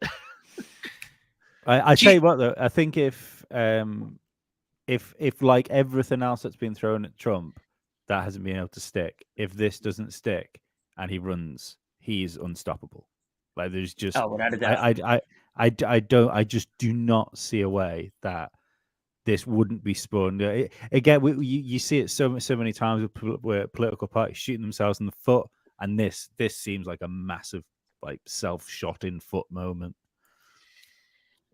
I mean, what do you think's going to happen once they haul him in? They're going to put him before a judge. He's either going to bail. He's going to go home. He's not going to do no jail time. It's a misdemeanor, if anything. Yeah. They bump it up to a felony. This is a shot that when you'll see whoever's running, if they're against him, like if it's Democrats or it's even Republicans, that'll be a shot that they'll have on big posters and everything like that, him in handcuffs or whatever it is, and that's it. But what they don't realize by doing that, they just probably boosted him up that much more. They're martyring him. Yeah, you know what I mean. It's like it's a more important I'm version. gonna have to run for president again. I'm gonna have to. Maybe I'll win this time. To show you how they think, though, like Pelosi, she got ragged online. What does she put? Well, now let's see. Trump is going to have to prove his innocence. That's not how it works. No. Okay, innocent before guilty. That's how that works in here. But she's telling you how she thinks, and that's how politicians think like that. It's crazy. It's very loaded. It's a very loaded way to put it, isn't it? And she put it straight out like that. It's a more important version of what's happened, what has happened, and I think will happen to Andrew Tate. You know, like he's now under house arrest in his house in Romania. Yeah. If they haven't been able to charge him with anything on the huge amount of time that he's been in custody for, I doubt they're going to charge him now he's gone out to home arrest, and it's all going to fizzle out. And then he's going to be back on social media doing exactly the same thing, going, the Matrix came after me and I beat it. And he's going to be bigger than he's ever been before. Yep. Can you imagine being house arrest in his house? Come on. That's not house arrest. And when that guy's house, it's like you need a golf cart just to go to the bathroom, probably as big as it is. You know? Ron's going to be my Secretary of State when I win. Oh man, yeah! Don't make me the master of war. What's his name's running again? The Tiger King. You heard about that? He's running from jail for president. Oh, is he? Yeah, I thought that guy died. He's still okay. Tiger King. He's not that guy who was on Netflix that my missus was on. He did try to run once. Yeah. He already tried to run once. He lost. Do you know what? When this was going on, this Tiger King thing, I said to my missus, I went, somewhat weird with this, babe. I said, this looks staged. And she's like, no, it's not. This is a true thing. But now that you're saying this guy's running, that's just backing up my theory. He ran once. He lost. He ran twice before he ran for president. Yeah, I just feel like these characters are all put into play. Oh, they're all a part of this. Whatever's going on. It's the greatest show on earth. You've got the good cop, you got the bad cop, you've got the real bad motherfuckers. You've got the people that you love to love, the people you love to hate. It's like it's a game. But when it comes to politics, even the UK looks at your guys, because we couldn't give a fuck about our guys because they're just all pathetic. It But we is. look at your guys because it's more interesting than our guys, because our guys, That's because the system's won our end. We have a Yeah. uniparty. It doesn't Yeah. matter who you vote in, you get the it same makes thing. no fucking difference. Oh, Yeah. really? Oh. Yeah, Mhm. it makes no difference. Plus you guys are weird because your states can control certain things, and Right. it. But what does that mean for? Because it's a UFO channel. What does that mean for ufology? Do you think any of these people that wanting to get in? Do you think there's any one of them that gives any shits about UFOs, or do you think I don't think they do. No. That's my opinion. Do you I don't think they give a believe in shit. it? Do you think Only any of reason they'll them? come out and say they might believe in something because they want the UFO people to vote for them. To They vote don't for them. give a That's rat's about ass. it. Yeah, they don't Listen, give a shit. they're in There might office be a for handful. years. There might be a handful that actually do follow it and do, because that would be rare. Like, think that none, but anything they say to the public or what they're gonna do, that's all BS. You Yeah. know what I mean? That's all BS. They just see that. Wait, if I say this, I get this whole bit. That gets Yep. them such more votes. That's all they care about. All it is, Power. man. They'll It's a say dog and whatever they pony need to show. say. Yeah. That's it. It's one big dog and pony show. I'm gonna go try to interview some of them because I'm like probably maybe 30-minute drive from the Capitol. Like Just that. go sit out there with your camera till they let you in, run. No, I'm not trying to go in and no. I want Now, to just let me talk. I want to go get them when they go there, because a lot of them live out in DC because they rent apartments all the time. You know what I mean? So I'll try to grab a few of them and put them on the spot with some questions. I'll So bring the that- duct what- tape. Huh? I'll bring the duct Boys, Yeah, Tic right. Tac, Tic Tac, yours or China's?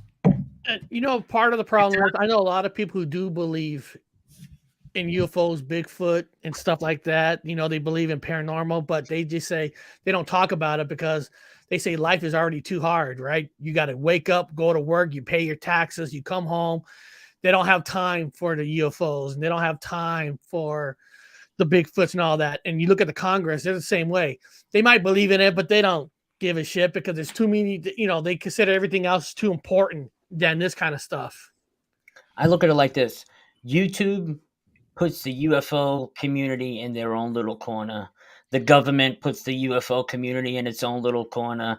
Nobody gives a shit about the UFO community unless there's a mass sighting or there's balloons flying around and they're getting shot down and then they want to use the UFO narrative. None of That's these the only time it comes up. None of these people give a shit, and that's the God's honest truth. The only people that give a shit are the people that are out there, boots on the ground, filming and trying to figure out what's going on. Those are the only people that give a shit. That's the truth. Eric, you've mentioned Bigfoot a lot during this, and you mentioned you'd seen Bigfoot years ago. Yeah, we actually just talked about it on a show a couple of days ago. Well, listen, like I said, when we were kids, yeah, we saw How old were you? Bigfoot. How old were you when you thought you? It was back in. I remember it was like in 1984, and the reason I remember 1984 is because Van Halen Van Halen album just came out. Panama. That was 1984 was the year of the music, right? I was 4. You were 4. I was 11. Yeah, I didn't even have pubes then. I was 11.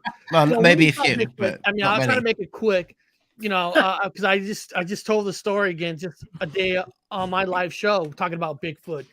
We were all camping. We're all hunters. We all camp every single year. That's what our family did. That's what we did for fun. We didn't go to Disneyland. We didn't go to parks. I grew up with 2 brothers and 1 father, no mom. So you can see what kind of house that we lived in. So every year we go camping. But it just happened this one time. We all went camping. Half the group went walking. The other half drove in a car. And at the end of the day, we meet up and we drive back to camp. It was just a way to make sure that everybody's safe, everybody's there, everybody's accounted for.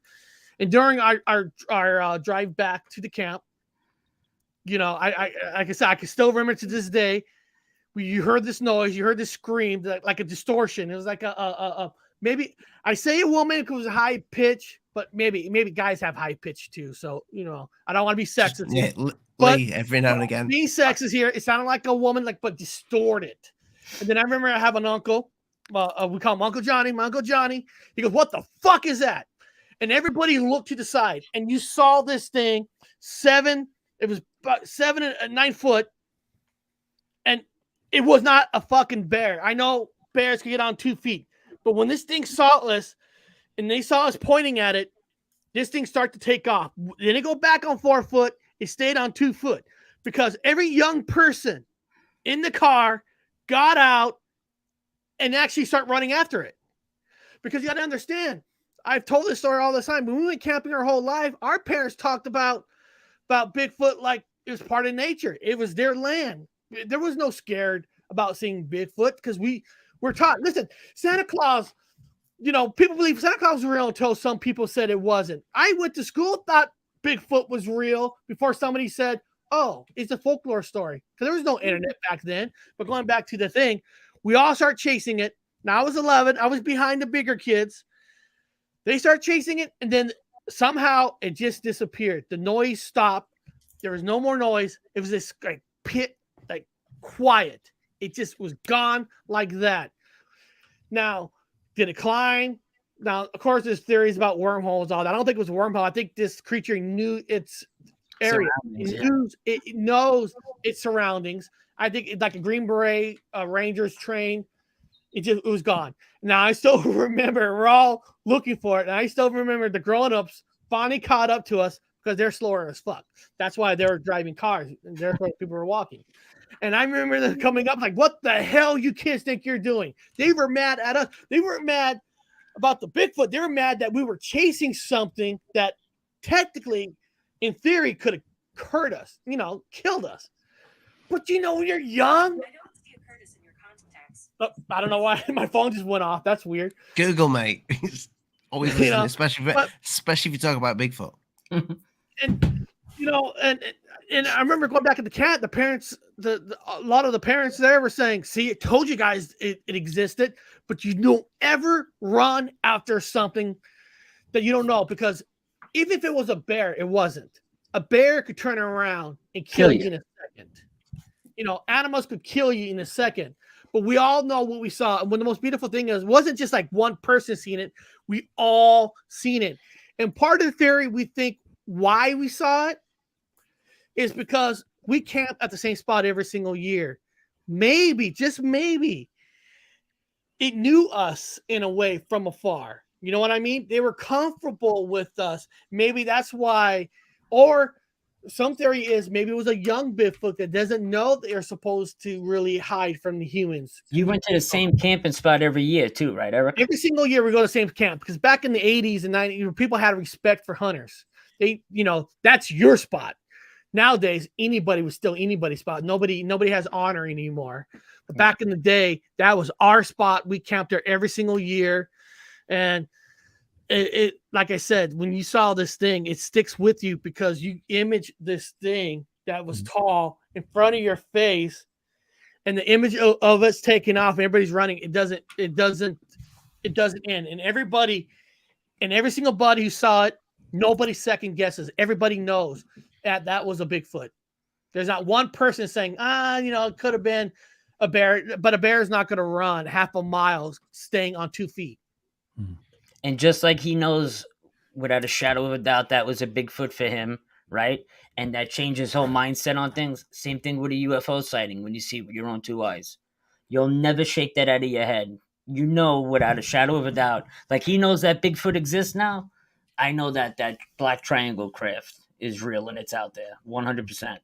And that's the hardest part, right? To actually come out and say, what it is. That was the hardest part. You always want to keep it inside because when you're younger, you are afraid of what other people say. But you get to an age where you're like, I don't give a fuck what you think anymore. Right. Yep. I know what I saw. Exactly. You don't believe it? I could give a shit because I know now there's plenty of people that will believe me and all that. I mean, the Bigfoot community is massive. Oh yeah. They're just in it for the tits now, though. Yeah. But Has a I nice like- pair of tits for a Bigfoot. I'll give it that. That is the best people to get on a bunch of Bigfoot like fanatics and go, is there something wrong with this picture? Yeah, you've drawn tits on it. No, we've not. Check the video. Go on, Lee, what are you going to say, mate? Dr. Jeff Meldrum, who's a paleontologist, a primatologist, he came out and he's one of the people that actually saw that it had breasts. I don't remember how long ago, maybe 5-8 years ago. You remember that, Eric, when Dr. Jeff Meldrum came out and they did that whole Bigfoot documentary and he explains that it's female breast and all of that. So, I mean, maybe we missed it. But that's part of the Mandela effect world. How can you miss that? I'm not being funny. Yeah. I'm not being. I mean, Because now those are they've like enhanced Pamela the Anderson. photos. They've enhanced the photos so much from It's the every single Patterson one. Gimlet. If you get one from the Patterson Gimlet footage, the actual footage before it's enhanced, compare those two photos. That's the photo, but it looks more enhanced. If you get the one prior to that where it's grainy, like really grainy, try to compare those two and then see what it looks like. I'm not here to tell people that the Mandela effect is real, because for one thing, it's one thing to try to convince people that the Bigfoot's real and the UFO real, and then you talk about the Mandela effect that's more supernatural. They really think you're freaking nuts. And I used to do a lot of shows on it, and I actually stopped because every time I did a show on it, I get the trolls, I get the haters. They come in because people in the Mandela effect community only believes that the effect goes through them, nobody else, and I always hate that. But growing up, looking at that famous footage, we looked at that footage growing up because we want to compare it to our Bigfoot, right? And there was no breast on there. And I can't remember seeing I know them. people come here and say, I remember. no, it was not there. That's just I remember it being like muscular as well. Yeah. Yes, it That's was the thing. manly. Yeah. It And it looked strong. Where that people literally say- saw like the glutes popping out of it. Yeah.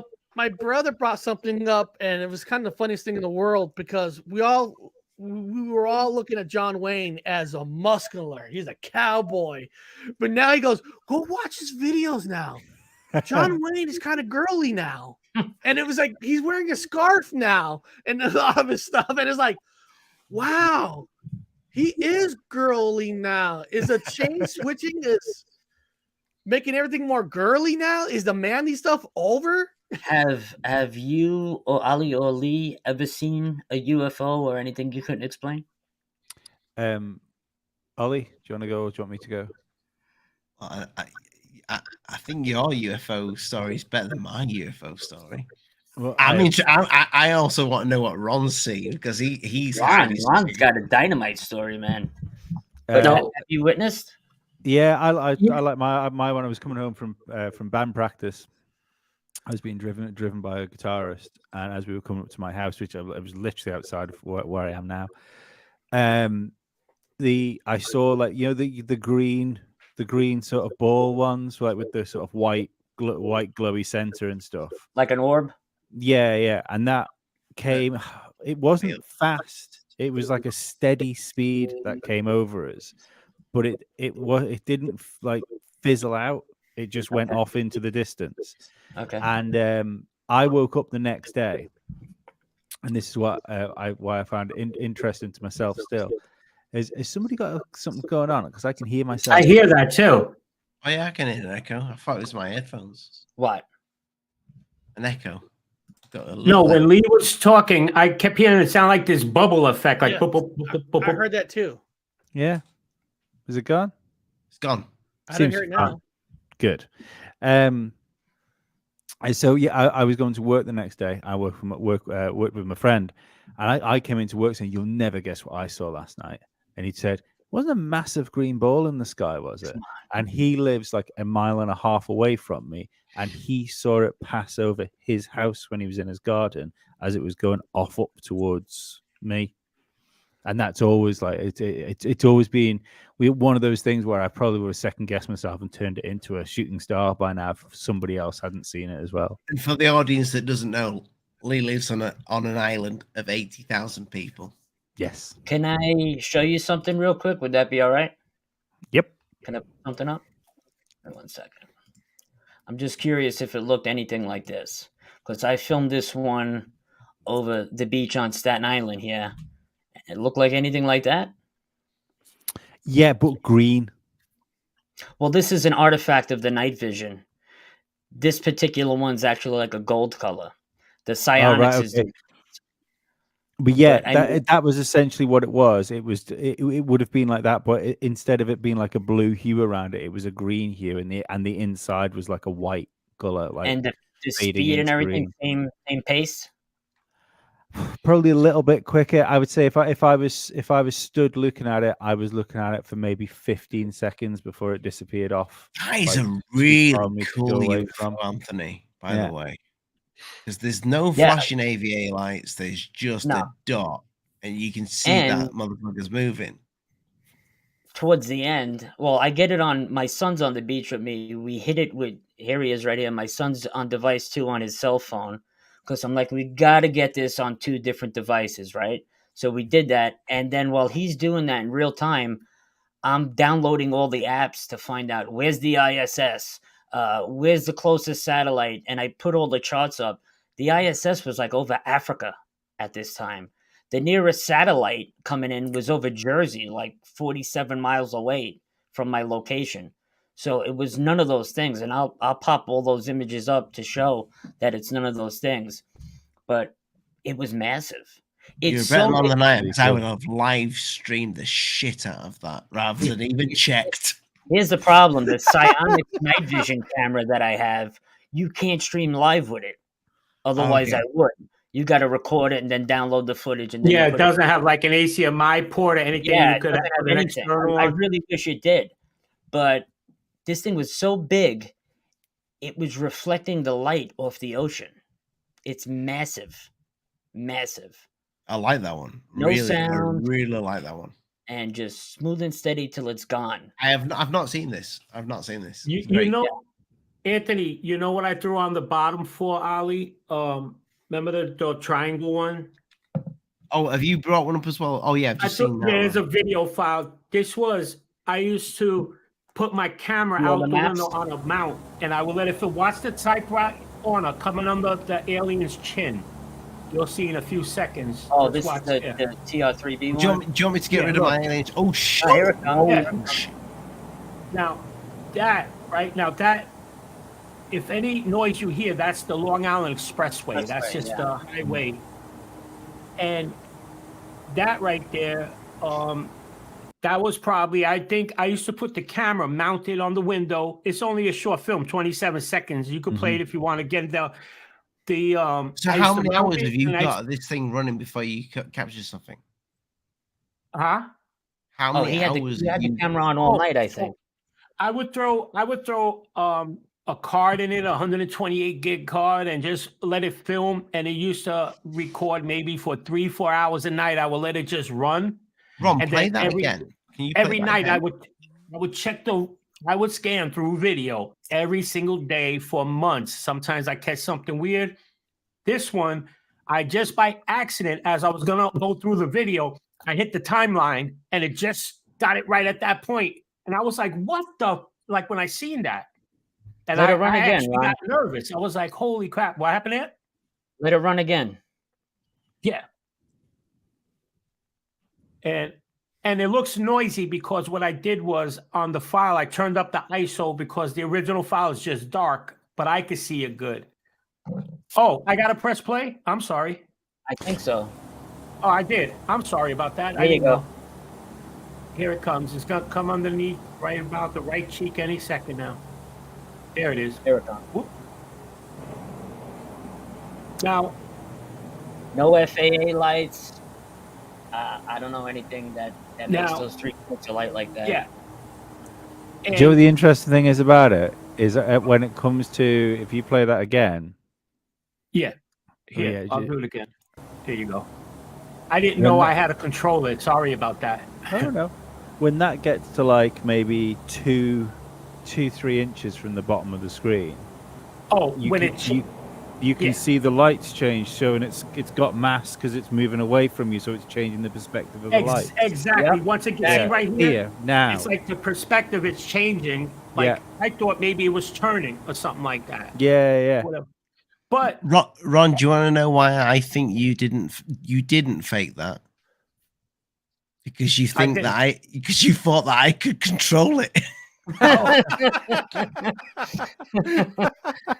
I'm not that good, mate, to control your computer. Okay. Yeah, no, I didn't That's know. a joke, mate. That's a joke. I love this. Yeah, no worries. But I want to pause it on something real quick and show you, because I didn't know if I was gonna be sharing this tonight. Let me see. Okay, so right here, let's pause it right there, right? So what I had did was, it's in my mountains of data. I have to find it. What I did, I actually zoomed in on it and enhanced and everything, a still shot of it. And I could make out. Now, I'm not claiming that, oh, this is a TR-3B or this is an alien ship. I don't know what it is, but there is mass there. It's not 3 birds flying like that, because I consider that also. Birds do fly, anything, but that's not birds. But they don't glow in the dark. Right.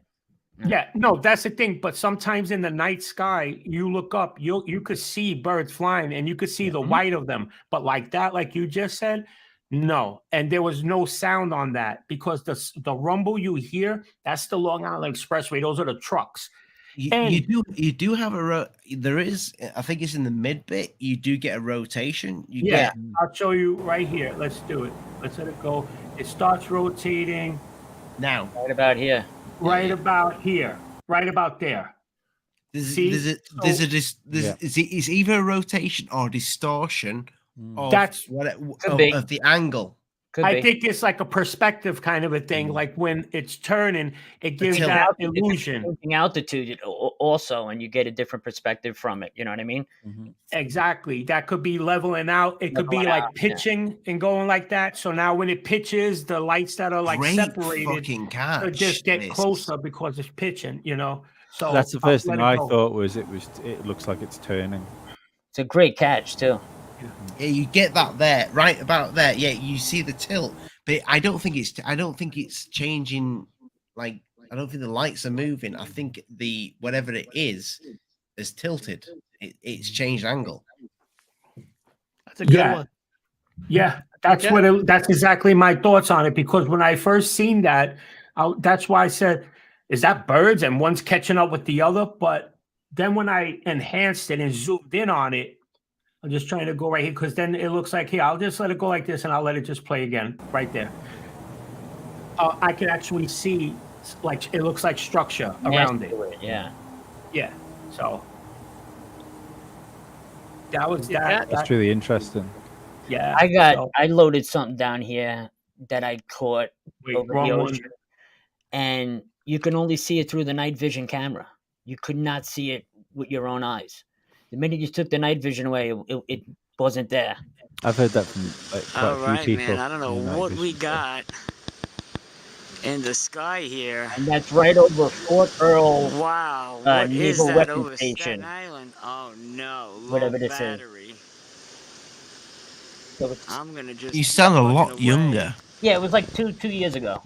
I was using my YouTube voice, no cursing, because I was always cursing on the videos. Like, what the fuck is this? New York ages you fast, man. My YouTube voice. I don't know what that is, man. A hole in the firmament? Oh my God, what is this? And if you look at the bottom of the light, there's all these little white orbs inside it that are coming down from it. I have no idea still to this day what it is. Not seen with the naked eye. I don't know what that is. If you take some touch, you would think it was from a porn movie. So the sun's up there. That's the moon. The sky. I even hit it with a laser to show you that it's actually there in the sky. What the hell is this? Reminds me of the Norway Spiral a little bit. All the way. Yeah. This is illuminating the entire sky, ladies and very gentlemen. bright. It is illuminating the entire sky. Was it no rocket takeoff nearby? 3 hours earlier, SpaceX took off in Florida. That's all I could find. See, that was my thought. I do not when know I what seen that this. is. And why you couldn't see it with your naked eye, I still don't understand. I do not know what this anomaly is. You couldn't see it with the naked eye. Nope, only through the night vision. I did my CE5 protocols.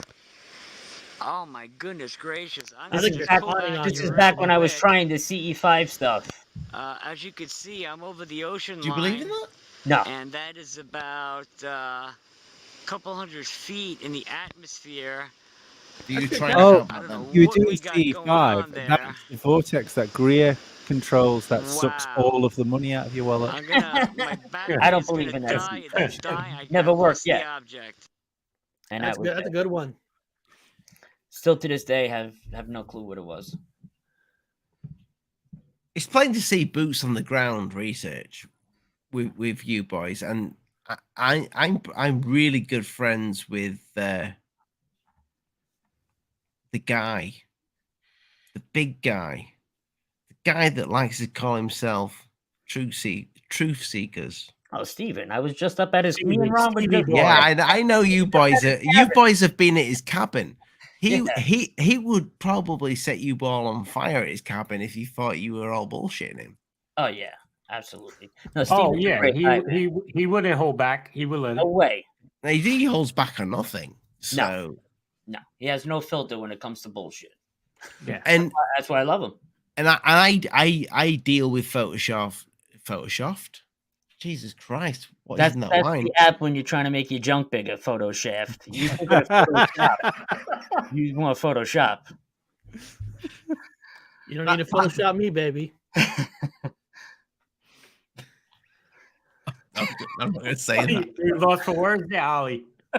Ollie's going to make upset. a really inappropriate joke about my wife, but I realize sometimes she watches this video and she's Latino, so she's got a real bad. She will rip my dick off. The tempers, yeah. Yeah, man. Yeah, she's got a huge temper. Ollie's It's good- upset it's because he good needs to temper. use the James Webb telescope to take a dick pic. Yeah.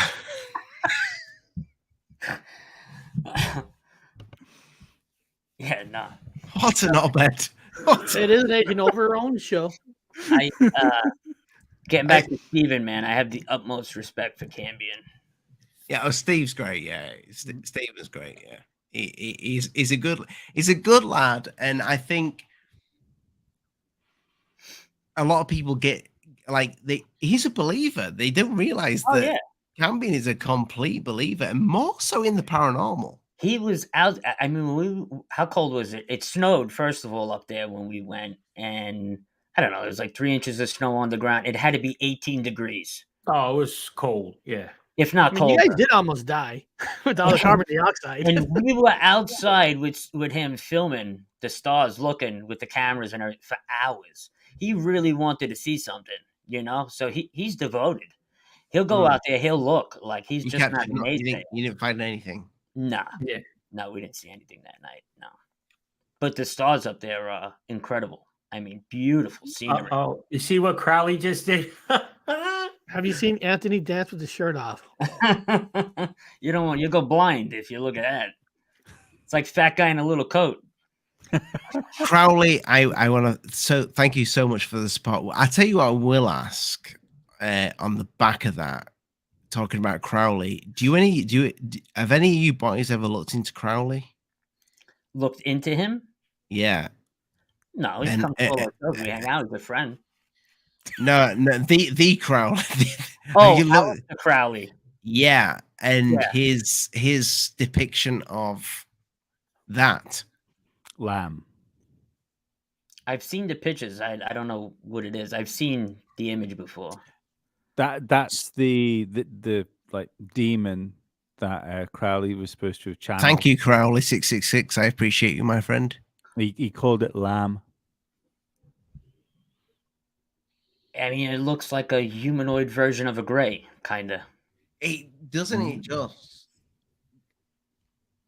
And what's that? Hearts on his head? A bunch of hearts? Like a playing card?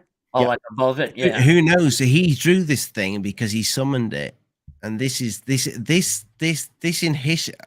well worth you boys looking into, especially if you. When did he draw this? Do you know what year? It's well over 100. Is it over 100 years ago? Really? Crowley? No, picture. Yeah, I'm sure it is, isn't it? No, because Crowley drew it, didn't he? 50s. But it's no? about 100 years ago now. It's coming up. It's gotta be. No, don't forget, like Crowley was hanging out with David Bowie and the Beatles. Yeah. Yeah, when he was an old man. Maybe I'm getting that wrong. I probably am, but I've not really looked into Crowley. But that is a real. He did that drawing, but it was. I know one thing. It was well before the alien grey was even a thing. Aleister Crowley was born October 12th, 1875. So you're right, Ali. Yeah, that would be. I mean, Motherfucker! depending For once, on what I'm he did, right. it would be about I just like the song. Yeah, so. But It's were there It's a any long time ago, depictions wow. of gray aliens around when he drew that yet? Bowie worshipped him. Well, I don't know. I don't know if worship's the right thing to say. I'm a big Bowie David. was balls deep in the occult. Yeah, Balls I like David. I was saddened by his death, and for anybody who wants to know where it may lead us, watch some of David Bowie's last videos, Black Star. It's interesting to say the least. He knew some shit. He had a lot of respect. Well, I don't know if because Crowley respect's the wrong word. He was interested in Crowley because Crowley. No, I think they respected him. I think those people You do. You're gonna put it out there. I think they subscribe to his religion. Even though people call him 666 the devil Crowley. Yeah, I don't think there's any reason to think that David Bowie was not a Satanist. Well, what would make you think that? Oh, no, I'm not saying he was. Oh, I'm just saying I don't think there's any reason. You know, if he was interested in that doctrine, I think there is just as much a possibility that he was really into it, rather than just interested. I think the idea of thinking he was just interested, you're just doing it because you like him and you don't want it to be truth. But I think it's just as much. He probably got a bad rap, Aleister Crowley, because he was in an earlier time doing everything via occult. You know, back then it was against religion and all of that stuff. So that's probably what do you why think they looked at him. of? What do you think of what's her name? Abrima Abramovich. Hey, real quick, guys, I do got to jump off. I got to get ready for my trip. Yeah. Oh yeah, have a good one, Eric. Eric. I hope you come on I here. apologize. You've been a blast, mate. Thank you guys for inviting us on. Eric, we need to do a Bigfoot show. Oh, do you guys want to be on a Bigfoot show? Okay. We'll be on one. Come But on anytime. I would like to get you on individually for a Bigfoot Oh, show. sure. Yeah, he's saying that Ron and I I'm talk gone and for the just whole want the week, cowboy. but I'll be That's back in 1 week. I'll be back in 1 week. But me and Lee would love to come on any of your shows. Yeah, definitely. 100%. Anytime, open invite. That'd be awesome. Don't call Thank us. you guys for having me. Don't call us when you land. Absolutely. All right. Have a safe trip. All right. Is Eric coming to see you guys? Has he come to see us? No, Fly is out? he flying out to come see you guys? No, he's going to California, I think. Okay. A couple of days, taking the family on vacation. Oh, nice. What are we talking about? I'm lost now. Crowley. Yeah, I was. What do you think of Marina Abramovich? I'm not familiar. She is the spirit cooking lady that hangs around all the celebrities and musicians now. You could bring up a picture, Lee. You could bring up a picture. Yeah, you would have to show me a photo. I'll be honest, I didn't know who she was until you and Dave showed me who she was, and I was like, "Holy shit!" Have you ever seen the witches? Like the head witch? She's kind of like the head witch, but yeah, Ron, Anthony, I think Crowley's well worth looking into when it comes without a doubt. to this phenomena, especially with the weird little alien thing that he drew through witchcraft. That thing that he drew is the very first depiction that we can prove is a likeness to a grey. Oh, that's the first thing I thought when I seen it. Yeah, that is. Right. So you we've all seen Ancient Aliens and where they showed the grey on the wall, and sometimes we don't know 100% if it's been carbon dated and all that jazz. That thing's right. That picture of it's called, was it Lamb? That picture of Lamb. is what he said. It was a picture of a demon that he spoke to. And that's funny because, like, you know, wasn't like Elizondo saying that his superiors were saying that these things could be. I've seen this lady before. Yeah. See, I believe Marina Leave- Abramovich is essentially our generation's version of Aleister Crowley. I think they serve the same purpose in the teachings of whatever they're into and the indoctrination of celebrities and people of note within to that religion. That's what I would like to do, a deep dive into the celebrities and the occult and, you know, the adrenochrome, and if any of that's true. And Just be careful when you do. I'm really interested in all of that stuff. I really want to know because I'm saying be careful for your channel when you do. Why you think? Yeah. Don't summon anything, and you know. No. I'm saying be careful with your YouTube channel. You want to be on Rumble for that.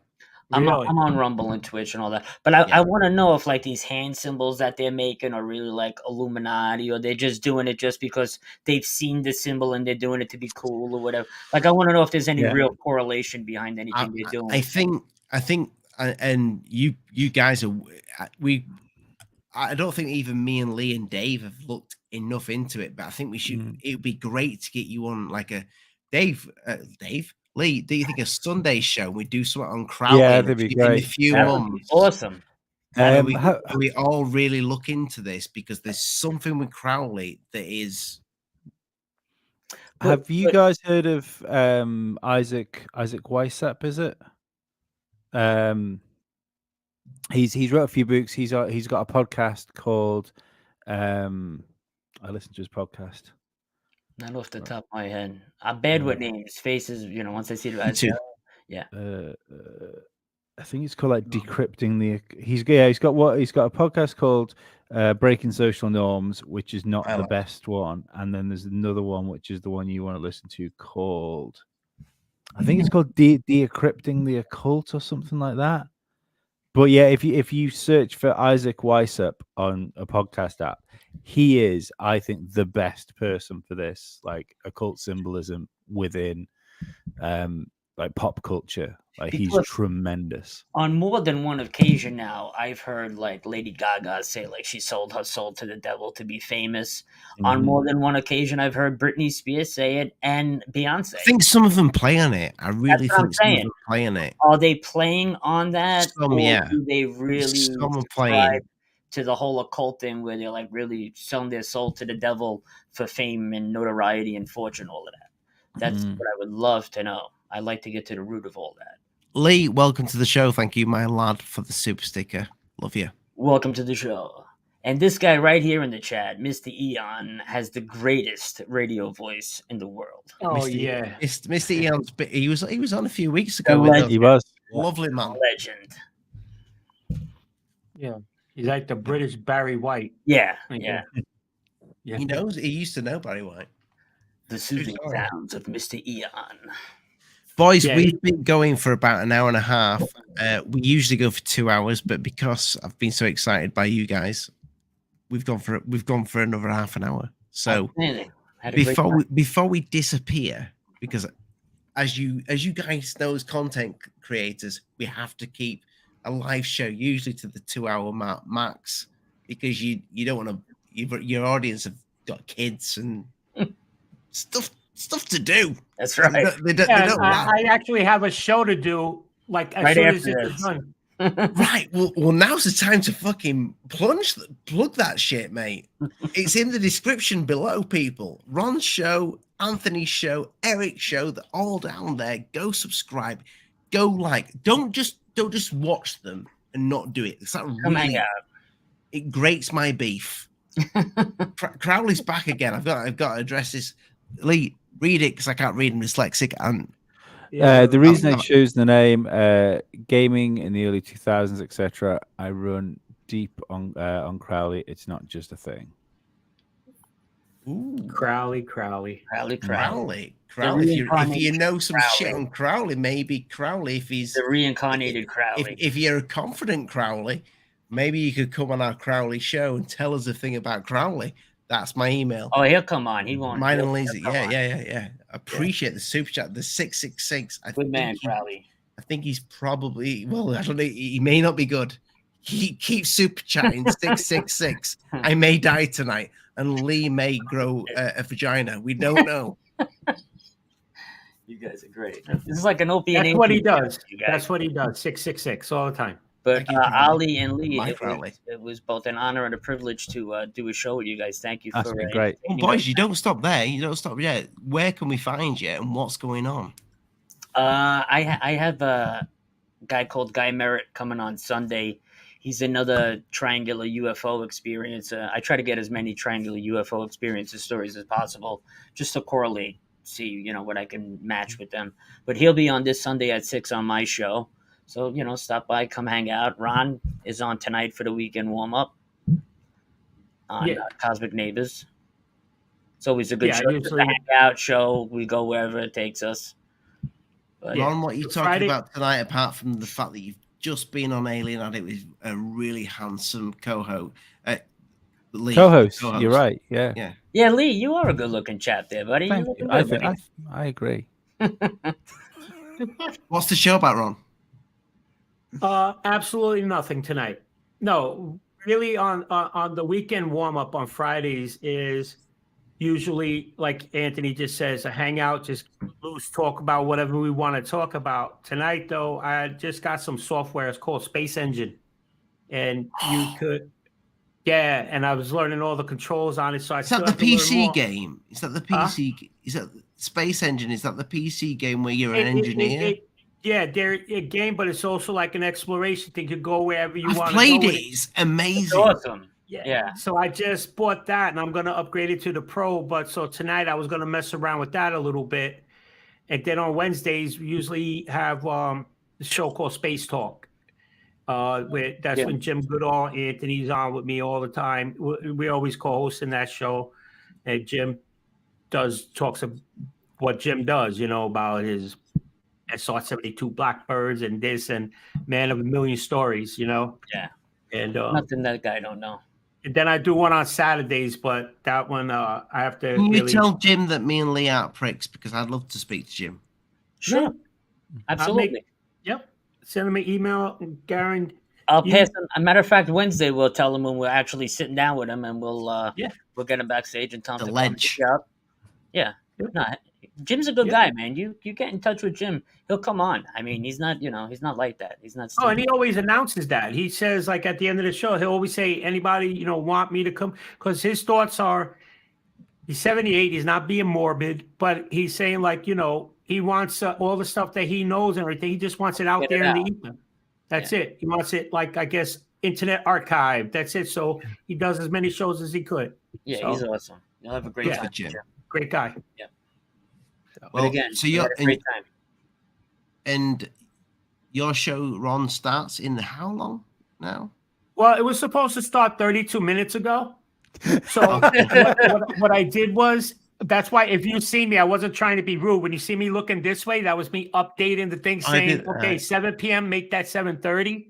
So it's all right, because usually tonight I almost didn't do a show. So guys in the chat and anybody watching this that's not live, straight after this show, head on to Ron's show in the description and watch his show, because I'm sure he'll talk about speaking with two really crazy ginger English smart. Well, one's English, one's just on some weird island. Yeah, absolutely, that's the plan. While I show space stuff, and that's another thing. I talk, like you can see behind me, asteroids and all that. I'm into all the space stuff. So very nice. Oh, I love a bit of Kerbal Space Program, mate. You need to try that one if you've not. Really? Yeah, if you like your gaming stuff with Kerbal Space Program 2's come out, isn't it? Beautiful. Cable Space is called Kerbal Space Program. Kerbal. It's all like real, like you have to basically build a rocket, take off. Oh, I love that. And it'll either work like, well, you have to like plan the slingshot to get to the moon and everything. It's so like good. You have to map out coordinates and everything. There is, if you look at my channel way back, like about 5 years ago, I did a Kerbal Space Program stream where I land on the moon.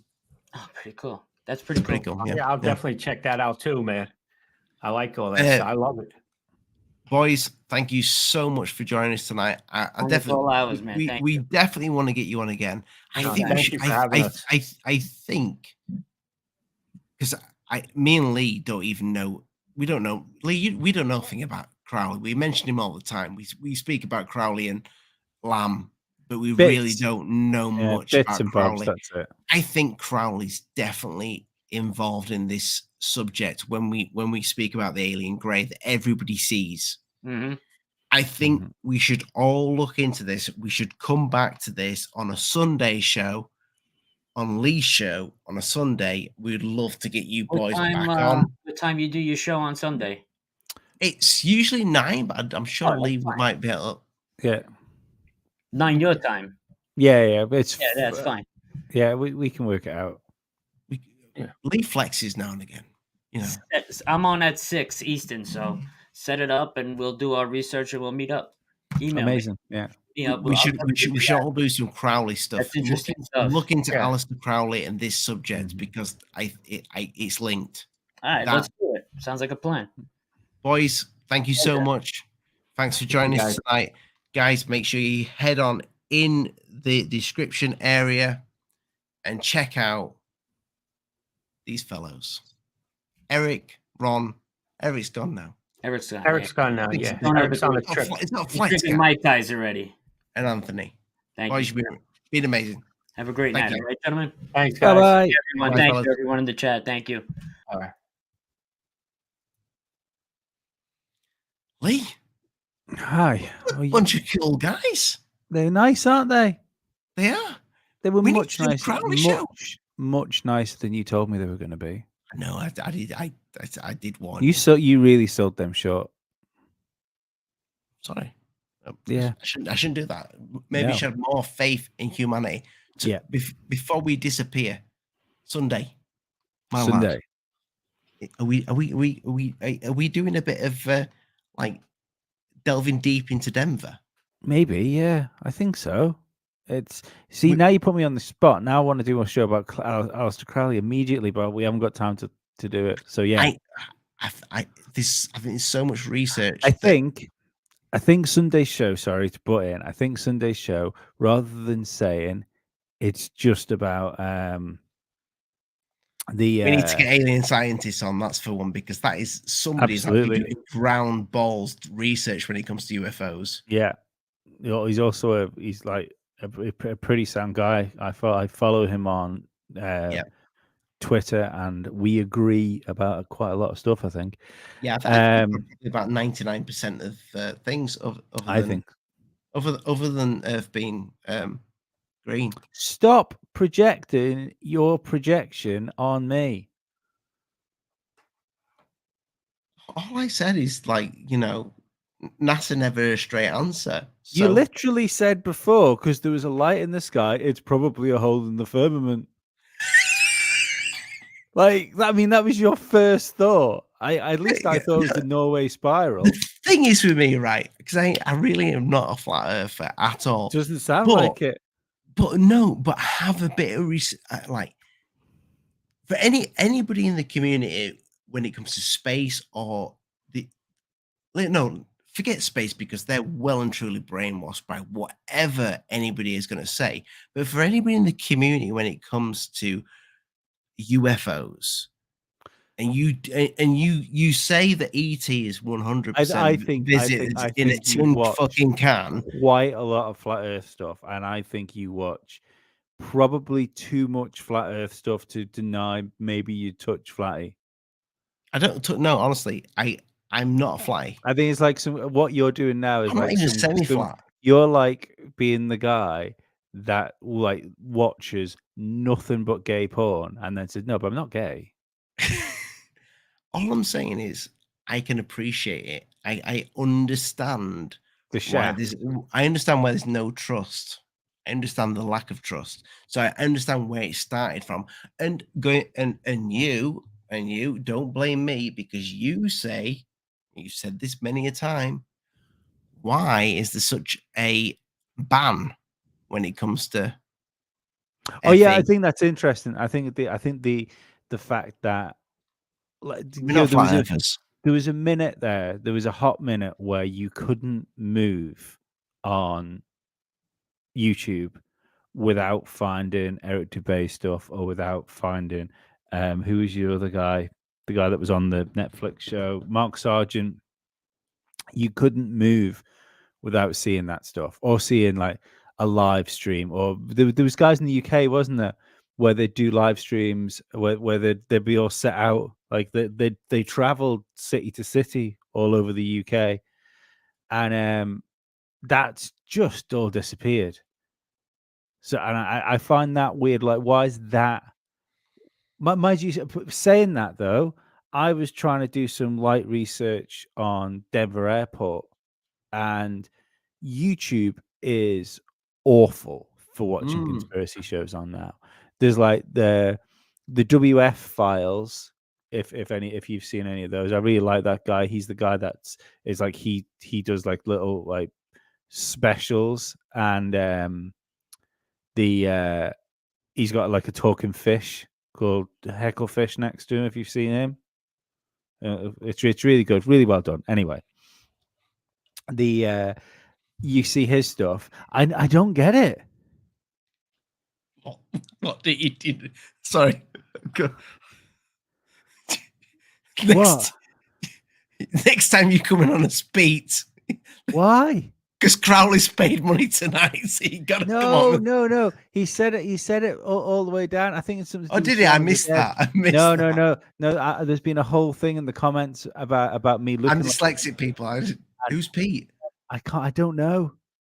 Oh, now we need to find out for your Sunday show. We'll find out. Oh, I'm glad Pete, though, because I did a quick look at the character list. I'm just glad Pete isn't Sean Penn's friend, because that would have made me sad. Oh, do you know what? I used to love Sean Penn. I enjoy those 3 movies that he made that are exactly the same movies with different antagonists. He made the same movie 3 times. Yeah, he's very similar, isn't he? Yeah. But yeah, I do find it weird. Yeah, Pete from Shaun of the Dead. I will go and look. I hope he's handsome. But yeah, I was looking for Denver Airport stuff. I found it very difficult to find Denver Airport stuff.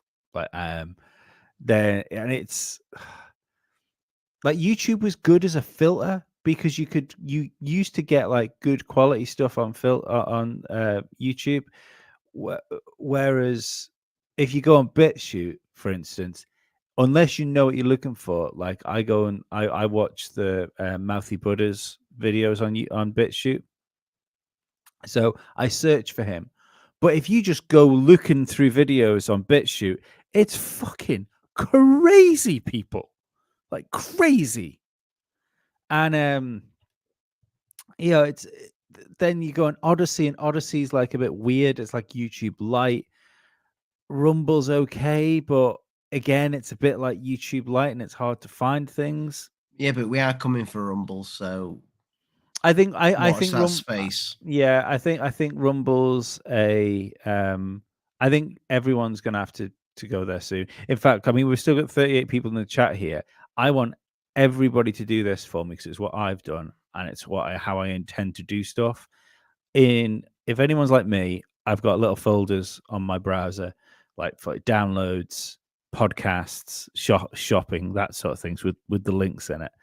The other day, I made a point of I used to just have a YouTube link at the top of where my folders are, and I moved that YouTube link into a folder that I just called TV, and in that link I've put YouTube, BitChute, and Rumble, because if I put them together, there's more chance of me using the alternatives.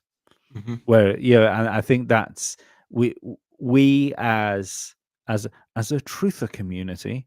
I've only recently started to get into Rumble, and that's what I mean. Brilliant. We have to force ourselves to use other platforms, because if we keep doing this, YouTube and Google will fuckers for all the stuff we like to we like to talk about and listen to. And then what will happen is one day it'll all be gone. Everybody will be starting from scratch, trying to start something on Rumble, and it will just be a mess. So we need to get that user base there, so people can move our stuff over, and it would be more fun if we can get a similar size user base or a similar size audience that we have right now on Rumble. We could do live streams where we don't have to go, oh, we're going to say a word YouTube doesn't like. Whoa. Yeah, we don't have to like dance through hoops on bicycles. Dance around it, yeah. Dance around what we really want to say. Fisting. If the person involved is you know, into it. Yeah, it's also it's not a sexual thing just for YouTube and monetization. I mean that fisting is a name. It's a German name. Just don't call your child it. Oh, never fist your child. Not a rocket. You should have ended the show right there. Good night, God bless people. Mind the bugs don't bite. If you want to support these idiots, you can head on over to the Patreon link in the description, where every now and again Lee is naked, and he's trying to get me naked, but I did. I'm not there I'm not yet. proud of doing OnlyFans if I have to. Yeah, but I mean, you do the bathtub thing. You know, I'm just not. At some point. It's those fucking like you know the bath oil beads. They fucking hurt when they break. They sting. I don't want to do it. Or you can go check out the merchandise. There is plenty up there, people, and there's more to come. And for Sunday shows, it's always wild. Go check it out, people. Good night, God bless. Mind the bugs don't bite. Big fast tits. Big fuss got tits. Ollie, we yes, also have a podcast. We have a podcast. You can check out all of the Alien Addict shows on Must See Audio. I think we're going to discuss maybe spinning that off onto an Alien Addict podcast, so everything's under the same name would probably make sense, wouldn't it? Either that or we just change Alien Addict to Must See Audio. Good night, God bless people. Mind the bugs don't bite. Elon Musk dish of the day.